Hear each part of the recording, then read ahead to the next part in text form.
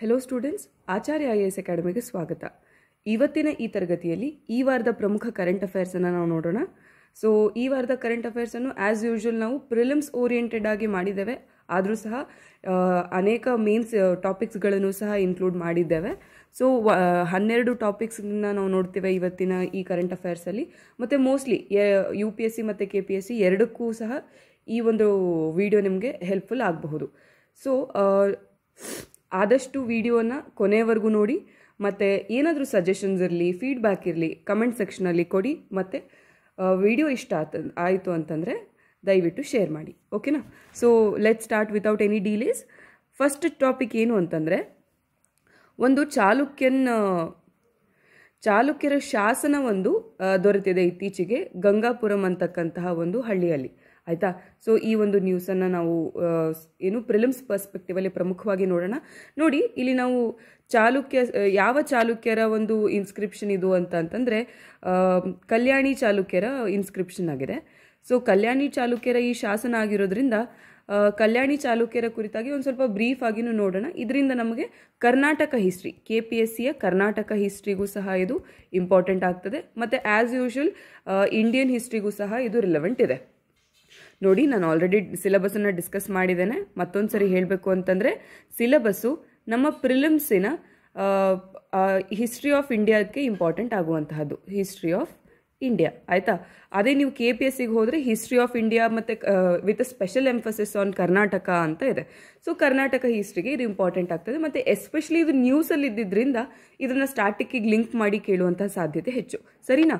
So ನೋಡೋಣ ಏನಾಗಿದೆ ಅಂತಂತಂದರೆ, 900 ವರ್ಷ ಹಳೆಯದಾದ ಚಾಲುಕ್ಯರ ಶಾಸನವೊಂದು ಎಲ್ಲಿ ಗಂಗಾಪುರಂನಲ್ಲಿ ಒಂದು ತುಂಬ ಕೆಟ್ಟ ಅವಸ್ಥೆಯಲ್ಲಿ, ಅಂತಂದರೆ ಇಟ್ ವಾಸ್ ನಾಟ್ ಪ್ರಿಸರ್ವ್ಡ್, ಅದನ್ನು ಕರೆಕ್ಟಾಗಿ ಸಂರಕ್ಷಿಸಿಲ್ಲ, ಸುಮ್ಮನೆ ನ್ಯಾಚುರಲಿ ಎಲ್ಲೋ ಬಿದ್ದಿರೋ ರೀತಿಯಾಗಿ ಅದು ಫೈಂಡ್ ಔಟ್ ಆಗಿದೆ, ಸರಿನಾ? ಸೊ ಅದು it was not a very big deal. ನೋಡಿ, ಜಸ್ಟ್ ನೀವು ನೆನಪಲ್ಲಿ ಇಟ್ಕೊಳ್ಳಿ, ಈ ಕಲ್ಯಾಣಿ ಚಾಲುಕ್ಯರ ಶಾಸನ ಇದು 900 ವರ್ಷ ಹಳೆಯದು ಮತ್ತು ಗಂಗಾಪುರಂ ಮಹಬೂಬ್ ನಗರ ಜಿಲ್ಲೆ, ತೆಲಂಗಾಣದ ಗಂಗಾಪುರಂ ಮಹಬೂಬ್ ನಗರ ಜಿಲ್ಲೆಯಲ್ಲಿ ದೊರೆತಿರುವಂಥದ್ದು, ಆಯಿತಾ?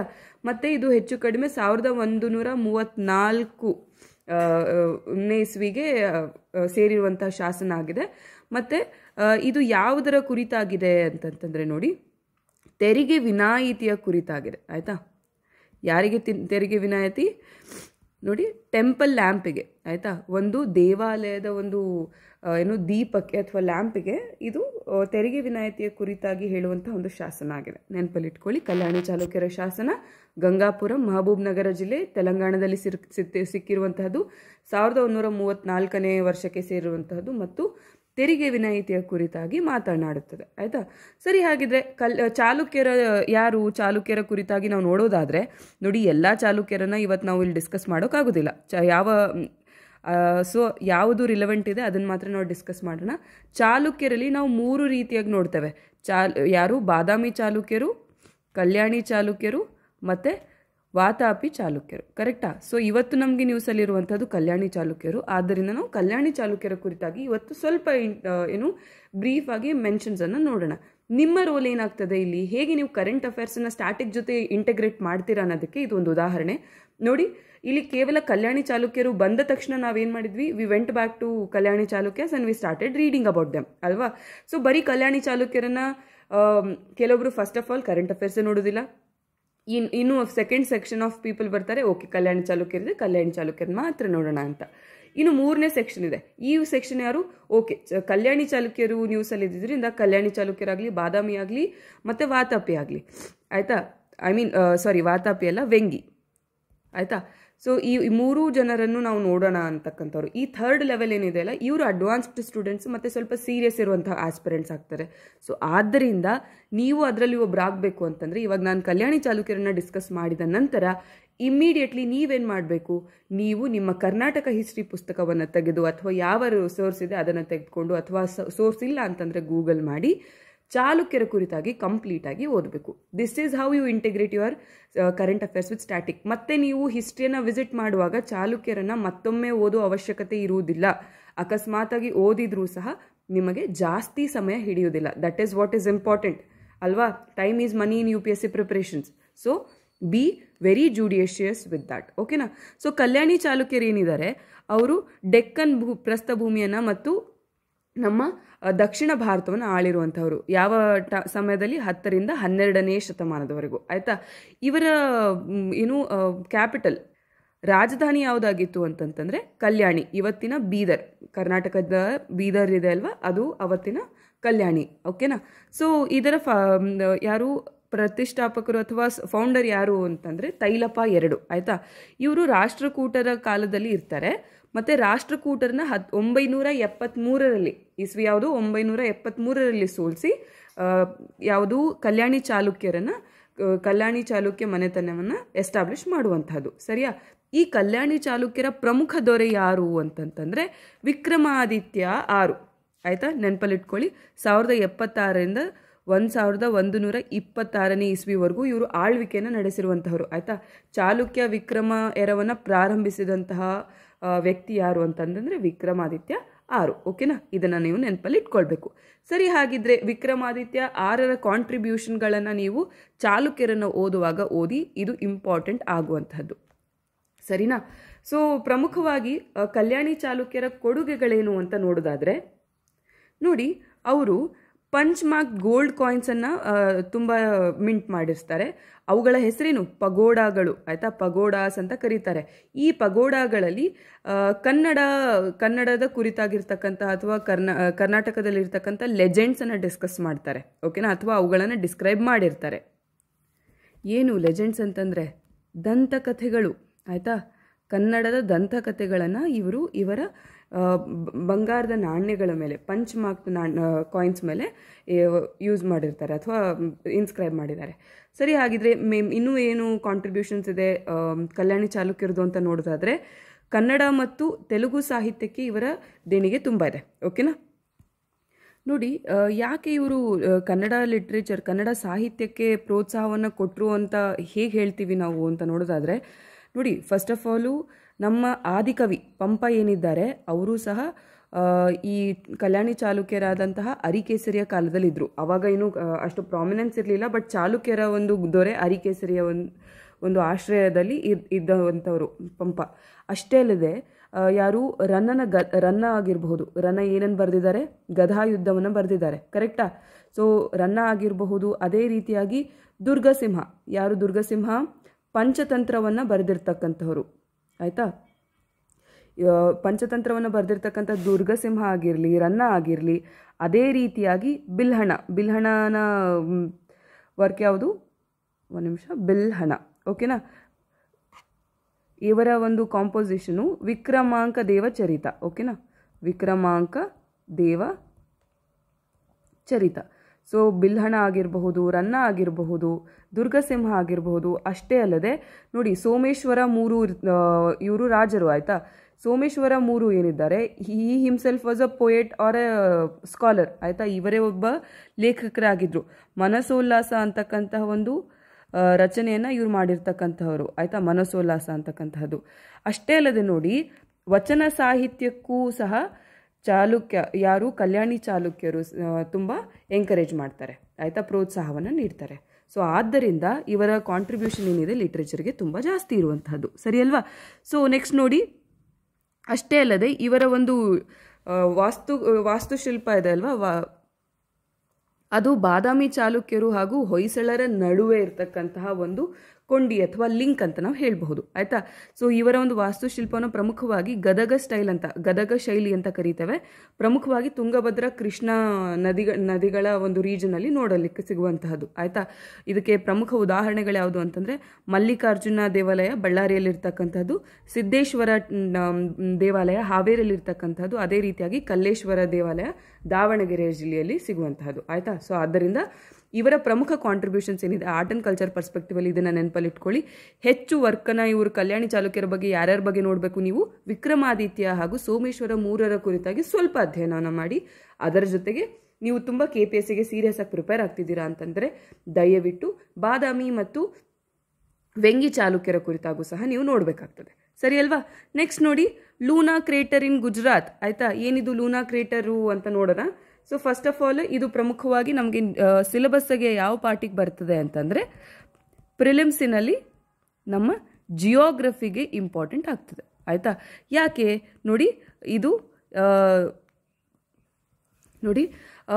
ಇದು ಯಾಕೆ ಇಂಪಾರ್ಟೆಂಟ್ ಆಗ್ತದೆ ಅಂತಂತಂದರೆ, ಇದನ್ನು ನಾವು ಇಂಪ್ಯಾಕ್ಟ್ ಕ್ರೇಟರ್ ಅಂತ ಕರಿತೇವೆ. ಅಂತಂತಂದರೆ ಯಾವ ಉಲ್ಕೆಗಳ ಒಂದು ಇಂಪ್ಯಾಕ್ಟ್ನಿಂದ ಕ್ರಿಯೇಟ್ ಆಗಿರ್ತಕ್ಕಂತಹ ಸಂಭವ ಆಗಿರ್ತಕ್ಕಂಥ ಕುಳಿಗಳು. ಆಯಿತಾ?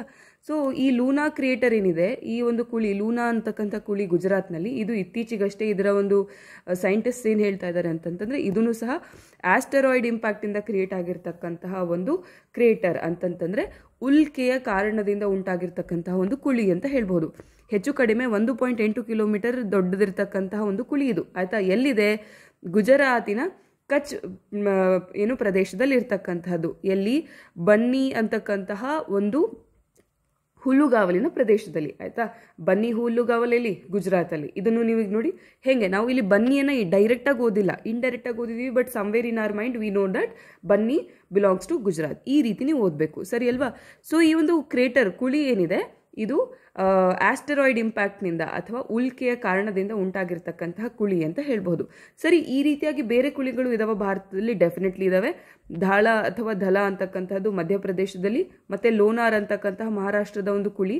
ಇದು ಇವಾಗ ಒಂದು ಕೆರೆಯ ರೂಪದಲ್ಲಿ ಇರ್ತಕ್ಕಂತಹದ್ದು. ಕರೆಕ್ಟ್ ಅಲ್ವಾ? ಸೊ ಅದೇ ರೀತಿಯಾಗಿ ರಾಮ್ಗರ್, ರಾಜಸ್ಥಾನದ ರಾಮ್ಗರ್ ಸಹ ಇಲ್ಲಿ ಇಂಪಾರ್ಟೆಂಟ್ ಆಗುವಂತಹದ್ದು. ಸರಿ ಅಲ್ವಾ? ಸೊ ಲೂನಾರ್ ಆಸ್ಟೆರಾಯ್ಡ್ ಇಂಪ್ಯಾಕ್ಟ್ ಕ್ರೇಟರ್ಗಳನ್ನು ನೀವು ನೆನಪಲ್ಲಿ ಇಟ್ಕೊಳ್ಬೇಕು. ಸರಿಯಾ? ನೋಡಿ, ಈ ಒಂದು ಲೂನಾ ಏನಿದೆ, ಇದು ಕೇವಲ ಈ ಒಂದು ಜಿಯೋಗ್ರಫಿಕ್ ಲೊಕೇಶನಿಗೆ ಅಷ್ಟೇ ಇಂಪಾರ್ಟೆಂಟ್ ಅಲ್ಲ, ಇದು ನಮ್ಮ ಹರಪ್ಪ ನಾಗರಿಕತೆಯ ಒಂದು ಪ್ರಾಮಿನೆಂಟ್ ಸೈಟ್ ಸಹ ಆಗ್ತದೆ. ಓಕೆನಾ? ಹರಪ್ಪ ನಾಗರಿಕತೆಯ ಪ್ರಾಮಿನೆಂಟ್ ಸೈಟ್ ಸಹ ಆಗುತ್ತೆ. ಇನ್ನು ಬನ್ನಿ ಹುಲ್ಲುಗಾವಲುಗಳ ಕುರಿತಾಗಿ ನಾವು ನೋಡಬೇಕು ಅಂತಂದರೆ, ನೋಡಿ, ಇದು ನಾನು ಆಲ್ರೆಡಿ ಹೇಳಿದ ರೀತಿಯಾಗಿ ಗುಜರಾತಿನ ಕಚ್ ರೀಜನ್ನಲ್ಲಿ ಇರ್ತಕ್ಕಂತಹದ್ದು, ಮತ್ತು ಇದು largest grass land in Asia ಅಂತ ಹೇಳ್ತೇವೆ. ಆಯ್ತಾ?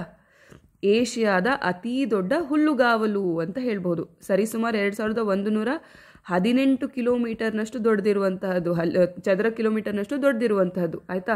ಮತ್ತೆ ಗುಜರಾತಿನ 45% ಪ್ಯಾಸ್ಚರ್ ಲ್ಯಾಂಡ್ಸ್ ಅನ್ನ ಇದೇ ಕವರ್ ಮಾಡ್ತಾ ಇದೆ. ಸೊ ಅದಕ್ಕೋಸ್ಕರ ಇದನ್ನ ಸ್ವಲ್ಪ ಕೆಲವೊಂದು ಫ್ಯಾಕ್ಟ್ಸ್ ಅನ್ನು ನೀವು ನೆನಪಲ್ಲಿ ಇಟ್ಕೊಳ್ಳಿ. This is how you do the background work. This is how you make your studies more impactful. ಆಯ್ತಾ? ಸೊ ಇವಾಗ ನೀವು ಲೂನಾ ಕ್ರೇಟರ್ ಆಗಲಿ, ಧಾಳ, ಲೋನಾರ್ ಮತ್ತು ರಾಮ್ಘರ್ ಕೇಳಿ ನೀವು ಡೆಫಿನೆಟ್ಲಿ ಆನ್ಸರ್ ಮಾಡಲಿಕ್ಕೆ ಅರ್ಹರಿದ್ದೀರಾ ಅಂತ ಭಾವಿಸ್ತೇನೆ. ಅಷ್ಟೇ ಅಲ್ಲದೆ ಬನ್ನಿ ಕುರಿತಾಗಿನೂ ಸಹ ನಾವು ತಿಳ್ಕೊಂಡ್ವಿ, ಮತ್ತೆ ಲೂನಾ ಹರಪ್ಪ ನಾಗರಿಕತೆಗೆ ಬಿಲಾಂಗ್ ಮಾಡಿರುವಂತಹದ್ದು ಅಂತಕ್ಕಂಥದ್ದನ್ನು ನಾವು ನೋಡಿದ್ವಿ. ಕರೆಕ್ಟ್ ಅಲ್ವಾ? ಸೊ ಇದನ್ನ ನೀವು ನೆನಪಲ್ಲಿ ಇಟ್ಕೊಳ್ಬೇಕು. ನೆಕ್ಸ್ಟ್ ನೋಡಿ, ಪ್ರಿವೆಂಟಿವ್ ಡಿಟೆನ್ಷನ್. ಏನು ಪ್ರಿವೆಂಟಿವ್ ಡಿಟೆನ್ಷನ್ ಅಂತಂದ್ರೆ, ಲಿಟ್ರಲ್ ಕನ್ನಡ ಟ್ರಾನ್ಸ್ಲೇಷನ್ ನೋಡಿದ್ರೆ ನಾವು ತಡೆಗಟ್ಟುವ ಬಂಧನ ಅಂತಂತಂದ್ರೆ, ಒಂದು ಕ್ರೈಮ್ ಅಥವಾ ಒಂದು ಏನಂತ ಕರಿತೀವಿ, ಅಪರಾಧ ಆಗುವ ಮುಂಚೆಯೇ ಅಥವಾ ಆ ಅಪರಾಧವನ್ನು ತಡೆಗಟ್ಟಲಿಕ್ಕೆ ಒಬ್ಬರನ್ನ ಬಂಧನಕ್ಕೊಳಪಡಿಸುವುದನ್ನು ನಾವು ಪ್ರಿವೆಂಟಿವ್ ಡಿಟೆನ್ಷನ್ ಅಂತ ಕರಿತೇವೆ. ಸೊ ಏನಿದು, ಯಾಕೆ ನ್ಯೂಸಲ್ಲಿತ್ತು ಅಂತಕ್ಕಂಥದ್ದನ್ನು ನೋಡೋಣ. ನೋಡಿ, ಫಸ್ಟ್ ಆಫ್ ಆಲ್ ಇದು ನಮ್ಮ ಪ್ರಿಲಿಮ್ಸ್ ಮತ್ತು ಮೇನ್ಸ್ ಎರಡಕ್ಕೂ ಇಂಪಾರ್ಟೆಂಟ್ ಆಗುವಂತಹ ಟಾಪಿಕ್. ಆಯಿತಾ? ಪ್ರಿಲಿಮ್ಸ್ನಲ್ಲಿ ಯಾವುದಕ್ಕೆ ಇಂಪಾರ್ಟೆಂಟ್ ಆಗ್ತದೆ? ನಮ್ಮ ಪಾಲಿಟಿ. ಆಯಿತಾ? ಪೊಲಿಟಿಕಲ್ ಸಿಸ್ಟಮ್ನಲ್ಲಿ ಇಂಪಾರ್ಟೆಂಟ್ ಆಗುವಂತಹದ್ದು.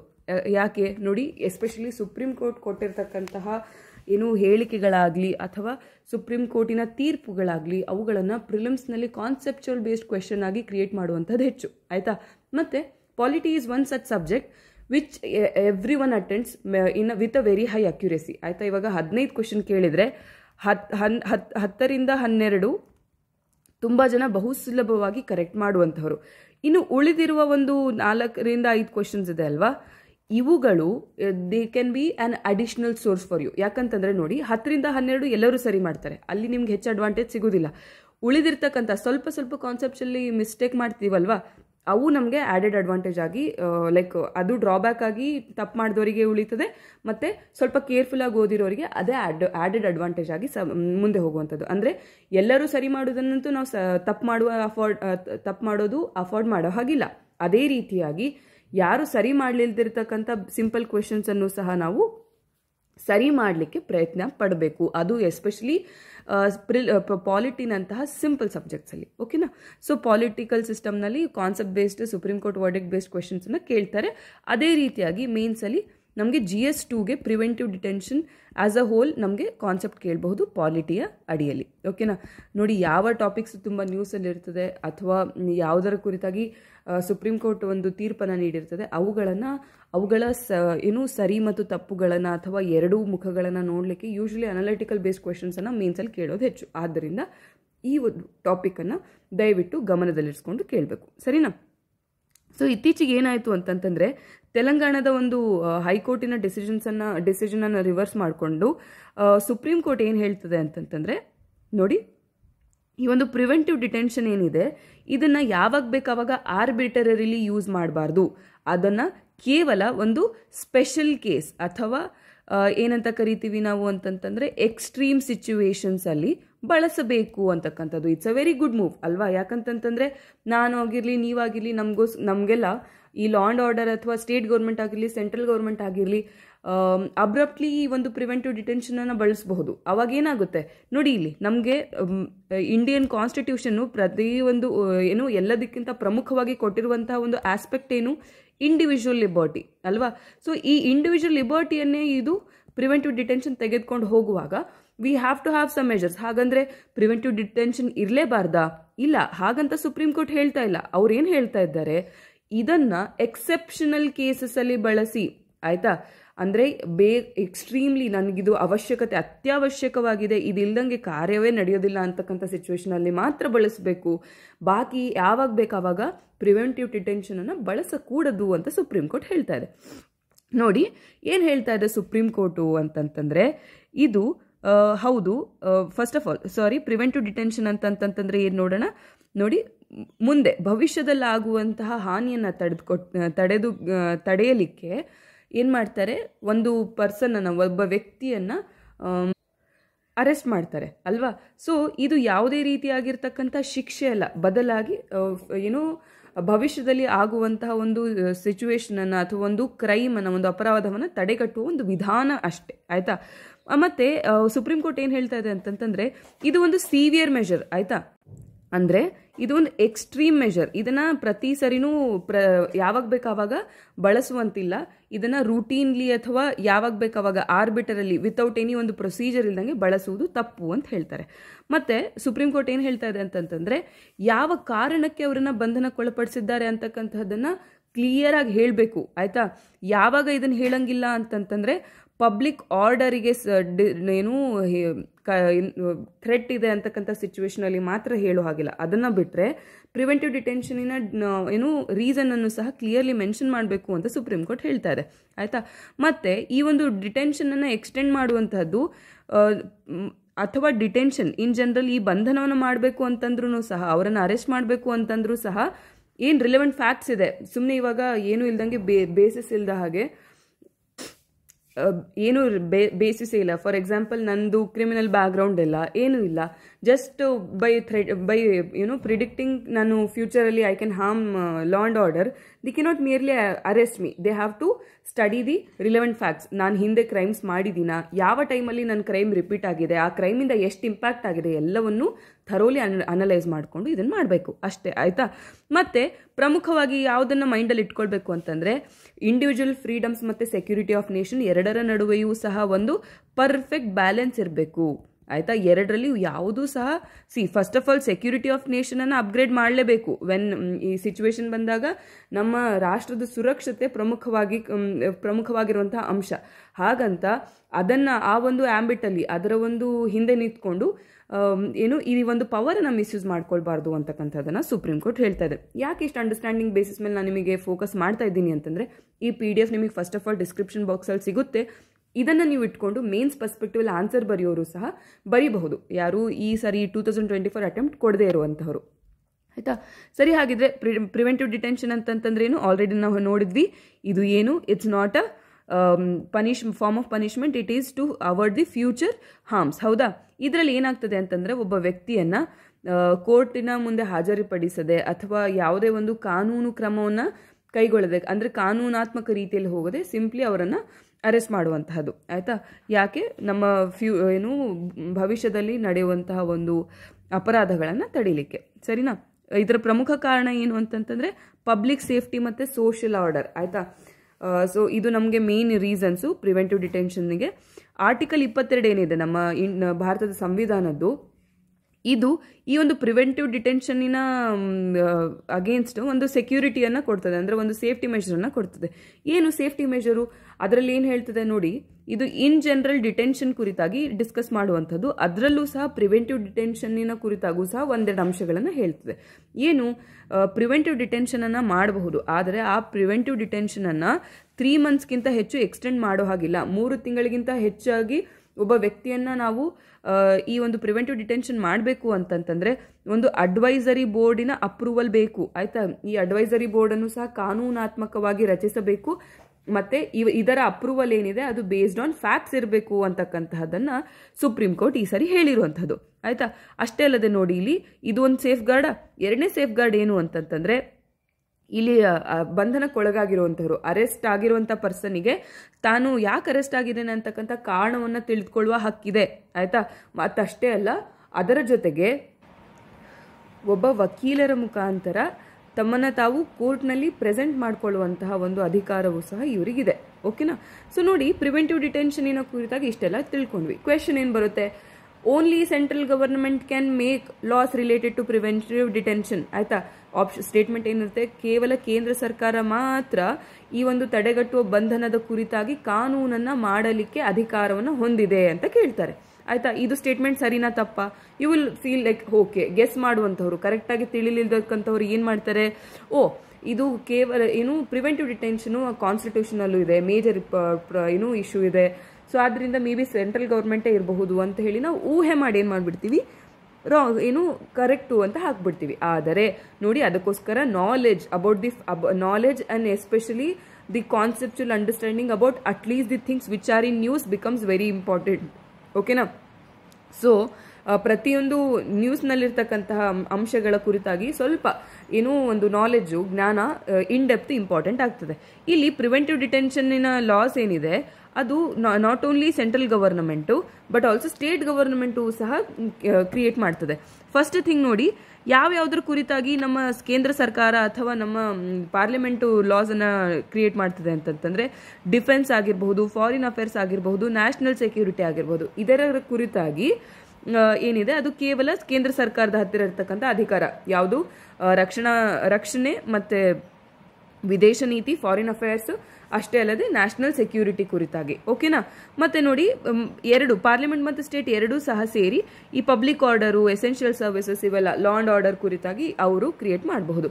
ಇದಕ್ಕೆ ಉದಾಹರಣೆಗಳೇನು, national security act, NSA, unlawful activities prevention act, ಇವೆಲ್ಲ ಏನಿವೆ ಇವುಗಳು ಪ್ರಿವೆಂಟಿವ್ ಡಿಟೆನ್ಷನನ್ನು ಅಲೌ ಮಾಡ್ತವೆ ಅಪ್ ಟು ಎಷ್ಟು ತಿಂಗಳು, up to 12 months without a formal charge.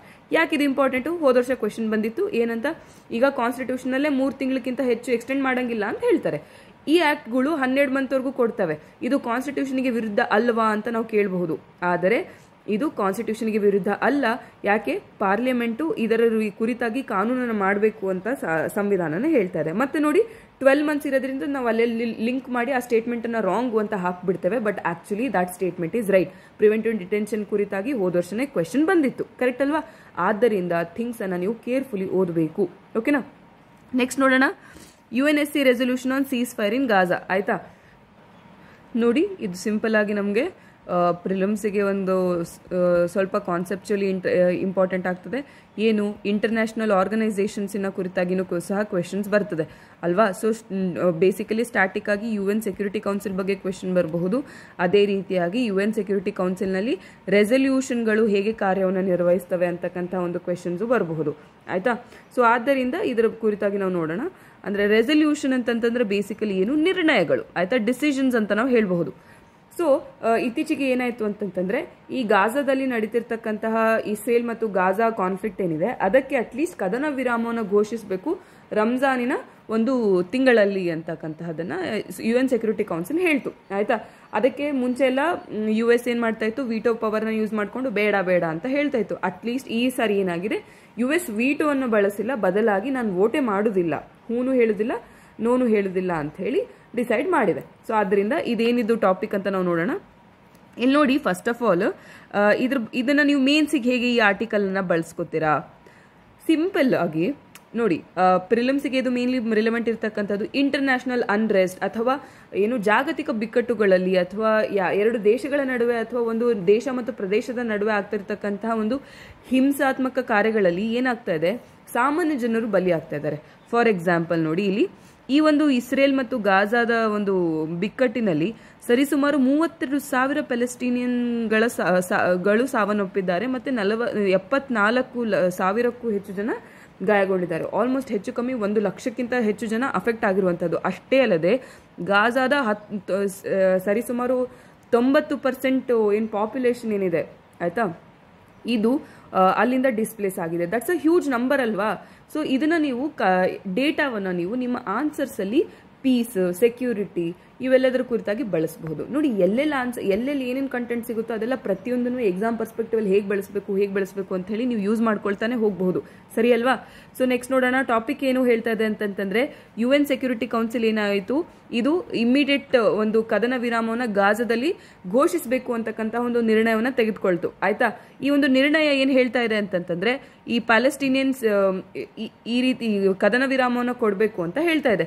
ಈ ಒಂದು ಕದನ ವಿರಾಮದಿಂದ ಏನು ಬೆನಿಫಿಟ್ಸ್ ಆಗ್ತಾ ಇದೆ ಅಥವಾ ಈ ಒಂದು ಉದ್ದೇಶ ಏನು ಅಂತಂತಂದ್ರೆ, ಈ ಪ್ಯಾಲೆಸ್ಟೀನ್ನಲ್ಲಿರ್ತಕ್ಕಂಥ ಸಾಮಾನ್ಯ ಜನತೆಗೆ ಸಹಾಯವನ್ನು ಮಾಡುವಂತಹದ್ದು. ಅಷ್ಟೇ ಅಲ್ಲದೆ ಈ ಹಾಮಾಸ್ನವರು ಇಸ್ರೇಲಿನಿಂದ ಯಾವ ಜನರನ್ನ ಹಾಸ್ಟೇಜಸ್ ಆಗಿ ಇಟ್ಕೊಂಡಿದ್ದಾರಲ್ವಾ, ಸೊ ಆ ಒಂದು ಹಾಸ್ಟೇಜಸ್ ಅನ್ನ ಒತ್ತೆಯಾಳುಗಳನ್ನ ಬಿಡಬೇಕು ಅಂತಕ್ಕಂತಹದ್ದು. ನೆಕ್ಸ್ಟು ನೋಡಿ, ಇಲ್ಲಿ ಕದನ ವಿರಾಮವನ್ನು ರಮಜಾನ್ ತಿಂಗಳಿನಲ್ಲಿ ಡಿಕ್ಲೇರ್ ಮಾಡುವಂತಹದ್ದು. ಮತ್ತೆ ಈಗ ನಮ್ಮ ಜಾಗತಿಕ ಕಾನೂನು, ಇಂಟರ್ನ್ಯಾಷನಲ್ ಲಾ ಏನು ಹೇಳ್ತಾ ಇದೆ ಅದನ್ನು ಕೇಳಬೇಕು. ಇಸ್ರೇಲ್ನವರು ಅದನ್ನು ಕೇಳದೆ ಇರಲಿಕ್ಕಿರೋದಿಲ್ಲ ಅಂತ ಹೇಳಿ ಹೇಳ್ತಾ ಇದೆ. ಬಟ್ ಕೇಳ್ತಾ ಇದೆಯಾ ಇಲ್ಲ ಅದನ್ನ ಇವಾಗ ಜಸ್ಟ್ ನೋಡೋಣ. ಡೆಫಿನೆಟ್ಲಿ 2 ಸರಿ ಹಿಂದಿನ UN ರೆಸೊಲ್ಯೂಷನ್ಸ್ ಅನ್ನು ಇಸ್ರೇಲ್ ಕೇಳಿಲ್ಲ. ಯಾಕೆ ಕೇಳಿಲ್ಲ? ಆಫ್ಕೋರ್ಸ್ US ಸಪೋರ್ಟ್ ಇರುವಂತಹದ್ದು. ಬೇರೆ ಒಂದು ಏನು ಸಾಮಾನ್ಯವಾಗಿರ್ತಕ್ಕಂಥ ಒಂದು ಸಣ್ಣ ರಾಷ್ಟ್ರ ಆಗಿದ್ದಿದ್ರೆ ಅದು ಅಷ್ಟು ಪವರ್ಫುಲ್ ಆಗಿ ರಿಯಾಕ್ಟ್ ಮಾಡ್ತಿರ್ಲಿಲ್ಲ ಇಂಟರ್ನ್ಯಾಷನಲ್ ಲಾಸ್ ಅಗೇನ್ಸ್ಟ್ ಆಗಿ. ಬಟ್ ಅಲ್ಲಿ US ಬ್ಯಾಕಪ್ ಇರೋದ್ರಿಂದ ರಾಜಾರೋಷವಾಗಿ ಅದು ಇರುವಂತಹದ್ದು. ಕರೆಕ್ಟ್ ಅಲ್ವಾ? ನೆಕ್ಸ್ಟ್ ನೋಡಿ, ಈ ಒಂದು ನಿರ್ಣಯ ಏನು ಹೇಳ್ತಾ ಇದೆ ಅಂತಂತಂದ್ರೆ, ಈ ಒಂದು ಪ್ರದೇಶದಲ್ಲಿ ಹ್ಯುಮ್ಯಾನಿಟೇರಿಯನ್ ಏಡ್ ಆಯ್ತಾ, ಮಾನವೀಯವಾಗಿ ಸಹಾಯ ಹಸ್ತವನ್ನು ಚಾಚಬೇಕು ಅಂತ ಹೇಳಿ ಹೇಳ್ತಾ ಇದೆ. ಸರಿ ಅಲ್ವಾ? ಇದೆಲ್ಲ ನಿಮಗೆ ಏನಕ್ಕೆ ಬೇಕು? This is just to know. ಇಲ್ಲಿ ಪ್ರಿಲಿಮ್ಸ್ಗೆ ನಿಮಗೆ ಇಂಪಾರ್ಟೆಂಟ್ ಆಗುವಂಥದ್ದೇನು, ಸ್ಟಾಟಿಕಲಿ UN ಸೆಕ್ಯೂರಿಟಿ ಕೌನ್ಸಿಲಿನ ರೆಸೊಲ್ಯೂಷನ್ಸ್ ಕುರಿತಾಗಿ ಕೇಳಬಹುದು. ಆಯ್ತಾ? ಇನ್ನು KPSC ಒಂದು ಸ್ಟೆಪ್ ಮುಂದೆ ಹೋಗಿ ಯಾವ ಆರ್ಟಿಕಲ್ ಡಿಸ್ಕಸ್ ಮಾಡುತ್ತೆ ಇದನ್ನ ಅಂತ ಹೇಳಿ, UN ಚಾರ್ಟರಿನ ಯಾವ ಆರ್ಟಿಕಲ್ UN ಸೆಕ್ಯೂರಿಟಿ ಕೌನ್ಸಿಲಿನ ರೆಸೊಲ್ಯೂಷನ್ ಕುರಿತಾಗಿ ಮಾತನಾಡ್ತದೆ ಅಂತಕ್ಕಂಥದ್ದನ್ನ ಕೇಳಬಹುದು. ಸೊ ನೋಡಿ, ಇಲ್ಲಿ UN ಸೆಕ್ಯೂರಿಟಿ ಕೌನ್ಸಿಲ್ ಏನಿದೆ ಅದರ ನಿರ್ಣಯಗಳನ್ನ ನಾವು ಆರ್ಟಿಕಲ್ 25ರಲ್ಲಿ ನೋಡ್ತೇವೆ. ಸರಿನಾ? ಮತ್ತೆ ನೋಡಿ, ದೇ ಆರ್ ಟಿಪಿಕಲಿ ಬೈಂಡಿಂಗ್. ಸರಿನಾ?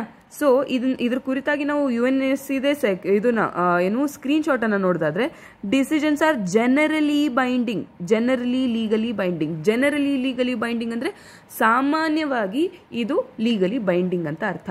ಕಂಪಲ್ಸರಿ ಅಂತಲ್ಲ, ಜನರಲಿ ಲೀಗಲಿ ಬೈಂಡಿಂಗ್. ಸೊ ಅದನ್ನ ನೀವು ನೆನಪಿಟ್ಕೊಳ್ಳಿ. ಇಲ್ಲಿ UPSC ಆಗಿರ್ಬೋದು ಅಥವಾ KPSC ಆಗಿರ್ಬೋದು, they can play a trick. ಓಕೆನಾ? ಸೊ ಇದು ಜನರಲಿ ಲೀಗಲಿ ಬೈಂಡಿಂಗ್ ಅಂತ ಯಾವ ಆರ್ಟಿಕಲ್ ಹೇಳ್ತದೆ? ಆರ್ಟಿಕಲ್ 25 ಹೇಳ್ತದೆ, UN ಚಾರ್ಟರಿನದ್ದು. ಆಯ್ತಾ? ಸೊ ಇದರ ಅರ್ಥ ಏನು ಅಂತಂತಂದ್ರೆ, ನಮ್ಮ ಯುನೈಟೆಡ್ ನೇಷನ್ಸ್ನ ಮೆಂಬರ್ಸ್ ಇದ್ದಾರಲ್ಲ, ಅವರು ಈ ಒಂದು UNSC ರೆಸೊಲ್ಯೂಷನ್ ಯಾವುದಾದ್ರೂ ಒಂದು ಕೊಟ್ರೆ ಅದನ್ನ generally they have to accept and abide by and follow ಅಂತ. ಆಯ್ತಾ? ಅಷ್ಟೇ ಅಲ್ಲದೆ ನೋಡಿ, ಆರ್ಟಿಕಲ್ 27 ಏನು ಹೇಳ್ತಾ ಇದೆ ಅಂತಂತಂದ್ರೆ, ಈ ಒಂದು UNSC ರೆಸೊಲ್ಯೂಷನ್ಸ್ ಏನಿದೆ ಇವು ಯಾವಾಗ ಪಾಸ್ ಆಗ್ತವೆ ಅಂತಂತಂದ್ರೆ, 15ರಲ್ಲಿ 9 ಜನ ವೋಟ್ ಹಾಕಬೇಕು ಅದರ ಫೇವರ್ ಅಲ್ಲಿ. ಆಯ್ತಾ? ಅವಾಗ ಮಾತ್ರ. 15 ಯಾಕೆ? 15 UNSC ಮೆಂಬರ್ಶಿಪ್ ಅಲ್ವಾ, 10 ರೊಟೇಟಿಂಗ್ ಮೆಂಬರ್ಸು, 5 ಪರ್ಮನೆಂಟ್ ಮೆಂಬರ್ಸು. ಅದರಲ್ಲಿ 9 ಜನ ಕಂಪ್ಲೀಟ್ಲಿ ಓಕೆ ಅಂದಾಗ ಮಾತ್ರ ಒಂದು ರೆಸೊಲ್ಯೂಷನ್ ಪಾಸ್ ಆಗುವಂಥದ್ದು. ಅಷ್ಟೇ ಅಲ್ಲದೆ ಈ 9ರಲ್ಲಿ ಅಥವಾ ಈ 15ರಲ್ಲಿ ಒಬ್ಬ ಪರ್ಮನೆಂಟ್ ಮೆಂಬರು ಸಹ ವೀಟೋ ಬಳಸಿದ್ರೆ ಆ ಒಂದು ರೆಸೊಲ್ಯೂಷನ್ ಮೂವ್ ಆಗುದಿಲ್ಲ. ಅಂತಹ ಸಂದರ್ಭದಲ್ಲಿ ಏನ್ ಆಗ್ತದೆ, ರೆಸೊಲ್ಯೂಷನ್ ಬಂದಿಲ್ಲ ಅನ್ನೋ ಸಂದರ್ಭದಲ್ಲಿ ಒಂದು ನಾನ್ ಬೈಂಡಿಂಗ್ ಪ್ರೆಸಿಡೆನ್ಷಿಯಲ್ ಸ್ಟೇಟ್ಮೆಂಟ್ ಅನ್ನು ಕೊಡ್ತಾರೆ. ಈ ಒಂದು ಪ್ರೆಸಿಡೆನ್ಷಿಯಲ್ ಸ್ಟೇಟ್ಮೆಂಟ್ ಕನ್ಸೆನ್ಸಸ್ ಅಂತಂದ್ರೆ ಒಂದು ಬ್ರಾಡ್ ಅಂಡರ್ಸ್ಟ್ಯಾಂಡಿಂಗ್, ಒಂದು ಏನು ವಿತೌಟ್ ಏನು ವೋಟಿಂಗ್ ಅದನ್ನ ನಡೆಸುವಂತಹದ್ದು. ಸೊ ಅದೂ ಸಹ ಸಿಮಿಲರ್ ವರ್ಕೆ ಮಾಡುತ್ತೆ. ಬೇಸಿಕಲಿ ಈ ಕನ್ಸೆನ್ಸಸ್ ಆಗಲಿ ಅಥವಾ ಈ ಒಂದು ರೆಸೊಲ್ಯೂಷನ್ಸ್ ಆಗಲಿ, ಇದರ ಪರ್ಪಸ್ ಏನು ಅಂತಂತಂದ್ರೆ, ಈ ಒಂದು ದೇಶಕ್ಕೆ ಹೇಳುವಂಥದ್ದು. ನೋಡಿ, ಇಟ್ಸ್ ಲೈಕ್ ನೋಟಿಸ್ ಆಯ್ತಾ. ಈಗ ನಾವು ಸ್ಕೂಲ್ ಕಾಲೇಜಲ್ಲಿ ಇದ್ದಾಗ ಏನಾದರೂ ತಪ್ಪು ಮಾಡಿದರೆ ನಮ್ಗೆ ವಾರ್ನಿಂಗ್ಗಳು ಕೊಡ್ತಾರೆ, ಅಥವಾ ಒಂದು ಈ ರೀತಿಯಾಗಿ ಲೀಗಲ್ ಆ್ಯಕ್ಷನ್ ತಗೊಳ್ತೇವೆ ಅಂತ ಒಂದ್ಸರಿ ನೋಟಿಸನ್ನು ಜಾರಿ ಮಾಡ್ತಾರಲ್ವಾ, ಆ ರೀತಿಯಾಗಿ it is just saying okay, ನಾವು UNSC ಅವರು ನಿಮ್ಮ ಮೇಲೆ ಒಂದು ಗಮನ ಇಟ್ಟಿದ್ದೇವೆ ಆಯ್ತಾ.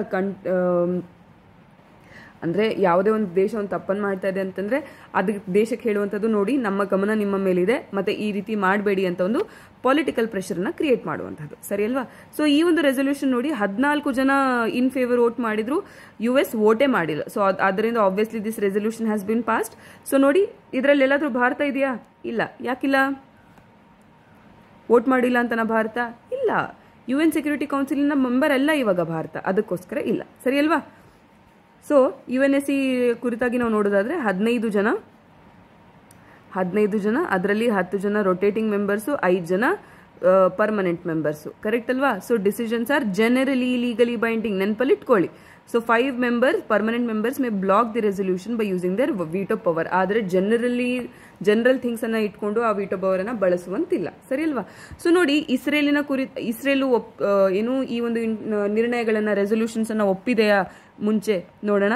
2016ರಲ್ಲಿ ಪ್ಯಾಲೆಸ್ಟೀನಿನಲ್ಲಿ ಇಸ್ರೇಲಿನ ಏನು ಕಾನೂನು ಬಾಹಿರವಾಗಿರ್ತಕ್ಕಂತಹ ಒಂದು ಸೆಟಲ್ಮೆಂಟ್ಸ್ ಅನ್ನ, ಅಂತಂದ್ರೆ ಇಲ್ಲೀಗಲ್ ಸೆಟಲ್ಮೆಂಟ್ಸ್ ಅನ್ನ, ಅಥವಾ ಅಲ್ಲಿ ಪ್ಯಾಲೆಸ್ಟೀನ್ನಲ್ಲಿ ನೆಲೆಸಿರ್ತಕ್ಕಂಥ ಇಸ್ರೇಲಿನ ಪ್ರದೇಶಗಳನ್ನು ನಾವೇನಂತ ಕರಿತೀವಿ, ಕ್ಷಮಿಸಿ, ಇಲ್ಲಿ ಈ ಒಂದು 2016ರ ರೆಸೊಲ್ಯೂಷನ್ ಏನು ಹೇಳ್ತಾ ಇದೆ ಅಂತಂತಂದ್ರೆ, ಇಸ್ರೇಲ್ ಏನು ಪ್ಯಾಲೆಸ್ಟೀನಿನಲ್ಲಿ ಕೆಲವೊಂದು ಪ್ರದೇಶಗಳನ್ನು ಆಕ್ಯುಪೈ ಮಾಡ್ಕೊಂಡಿದೆ ಅಲ್ವಾ, ಆ ಸೆಟಲ್ಮೆಂಟ್ಸ್ ಅನ್ನ ಇಲ್ಲೀಗಲ್ ಮತ್ತು violation of and they are violative of international law ಅಂತ ಹೇಳ್ತಾ ಇದ್ದಾರೆ ಆಯ್ತಾ. ಅವುಗಳು ಕಾನೂನು ಬಾಹಿರ ಆಯ್ತಾ. ಯಾವ ಕಾನೂನು ಬಾಹಿರ?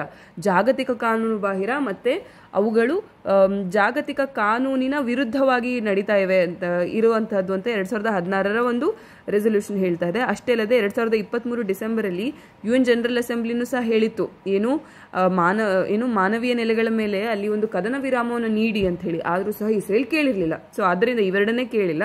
ಈಗ ಹೇಳ್ತಿರ್ತಕ್ಕಂಥ UNSC ರೆಸೊಲ್ಯೂಷನ್ನ ಎಷ್ಟು ಕೇಳ್ತದೆ ಇಸ್ರೇಲ್ ಅಂತಕ್ಕಂಥದ್ದನ್ನು ನಾವು ವೇಟ್ ಮಾಡಿ ನೋಡಬೇಕು, ಸರಿ ಅಲ್ವಾ. ಸೊ ನಿಮಗೆ ಅಟ್ಲೀಸ್ಟ್ UNSC ರೆಸೊಲ್ಯೂಷನ್ಸ್ ಮತ್ತು UNSC ಅಂತಂತಂದ್ರೆ ಏನು ಅಂತಕ್ಕಂಥದ್ದು ಈ ಒಂದು ಅಂಶದಿಂದ ಗೊತ್ತಾಯ್ತು ಅಲ್ವಾ. ಸೊ ಇದನ್ನ ನೀವು ಇಸ್ರೇಲ್ ಮತ್ತೆ ಗಾಜಾ ಕುರಿತಾಗಿ ಯಾವುದೇ ಮೇನ್ಸ್ ಕ್ವೆಶನ್ ಬಂದರೂ ಸಹ ನೀವು ಜಿಯೋ ಪಾಲಿಟಿಕಲಿ ಹೇಗೆ ವರ್ಕ್ ಆಗ್ತಾ ಇದೆ ಅಂತಕ್ಕಂಥದ್ದನ್ನ ನೀವು ಇದನ್ನ ಬಳಸ್ಕೊಂಡು ಹೇಳಬಹುದು, ಸರಿ ಅಲ್ವಾ.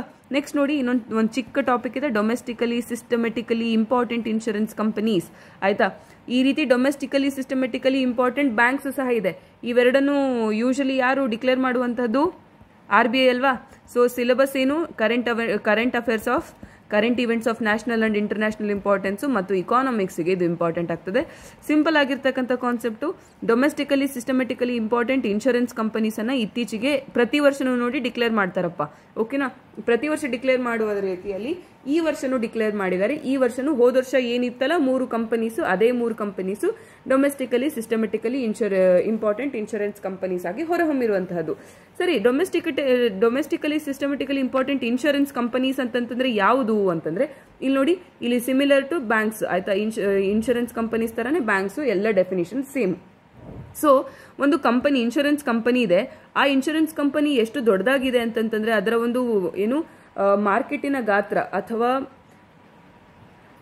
ಅದರ ಮಾರುಕಟ್ಟೆ ಗಾತ್ರ ಎಷ್ಟು ದೊಡ್ಡದಿದೆ ಅಂತಂತಂದ್ರೆ, ಮತ್ತೆ ಅದರ ಒಂದು ಜಾಗತಿಕ ಮತ್ತು ಇಲ್ಲಿ ಲೋಕಲ್ ಇರ್ತಕ್ಕಂಥ ಒಂದು ರೀಚ್ ಎಷ್ಟು ದೊಡ್ಡದಿದೆ ಅಂತಂದ್ರೆ, ಅಕಸ್ಮಾತ್ ಆಗಿ ಆ ಒಂದು ಕಂಪನಿ ಏನಾದ್ರೂ ನಷ್ಟಕ್ಕೆ ಹೋದ್ರೆ ನಮ್ಮ ಆರ್ಥಿಕತೆಯನ್ನೇ ಬದಲಾಯಿಸುವಂತಹ ಒಂದು ಕೆಪಾಸಿಟಿಯನ್ನು ಹೊಂದಿರ್ತದೆ, ಓಕೆನಾ.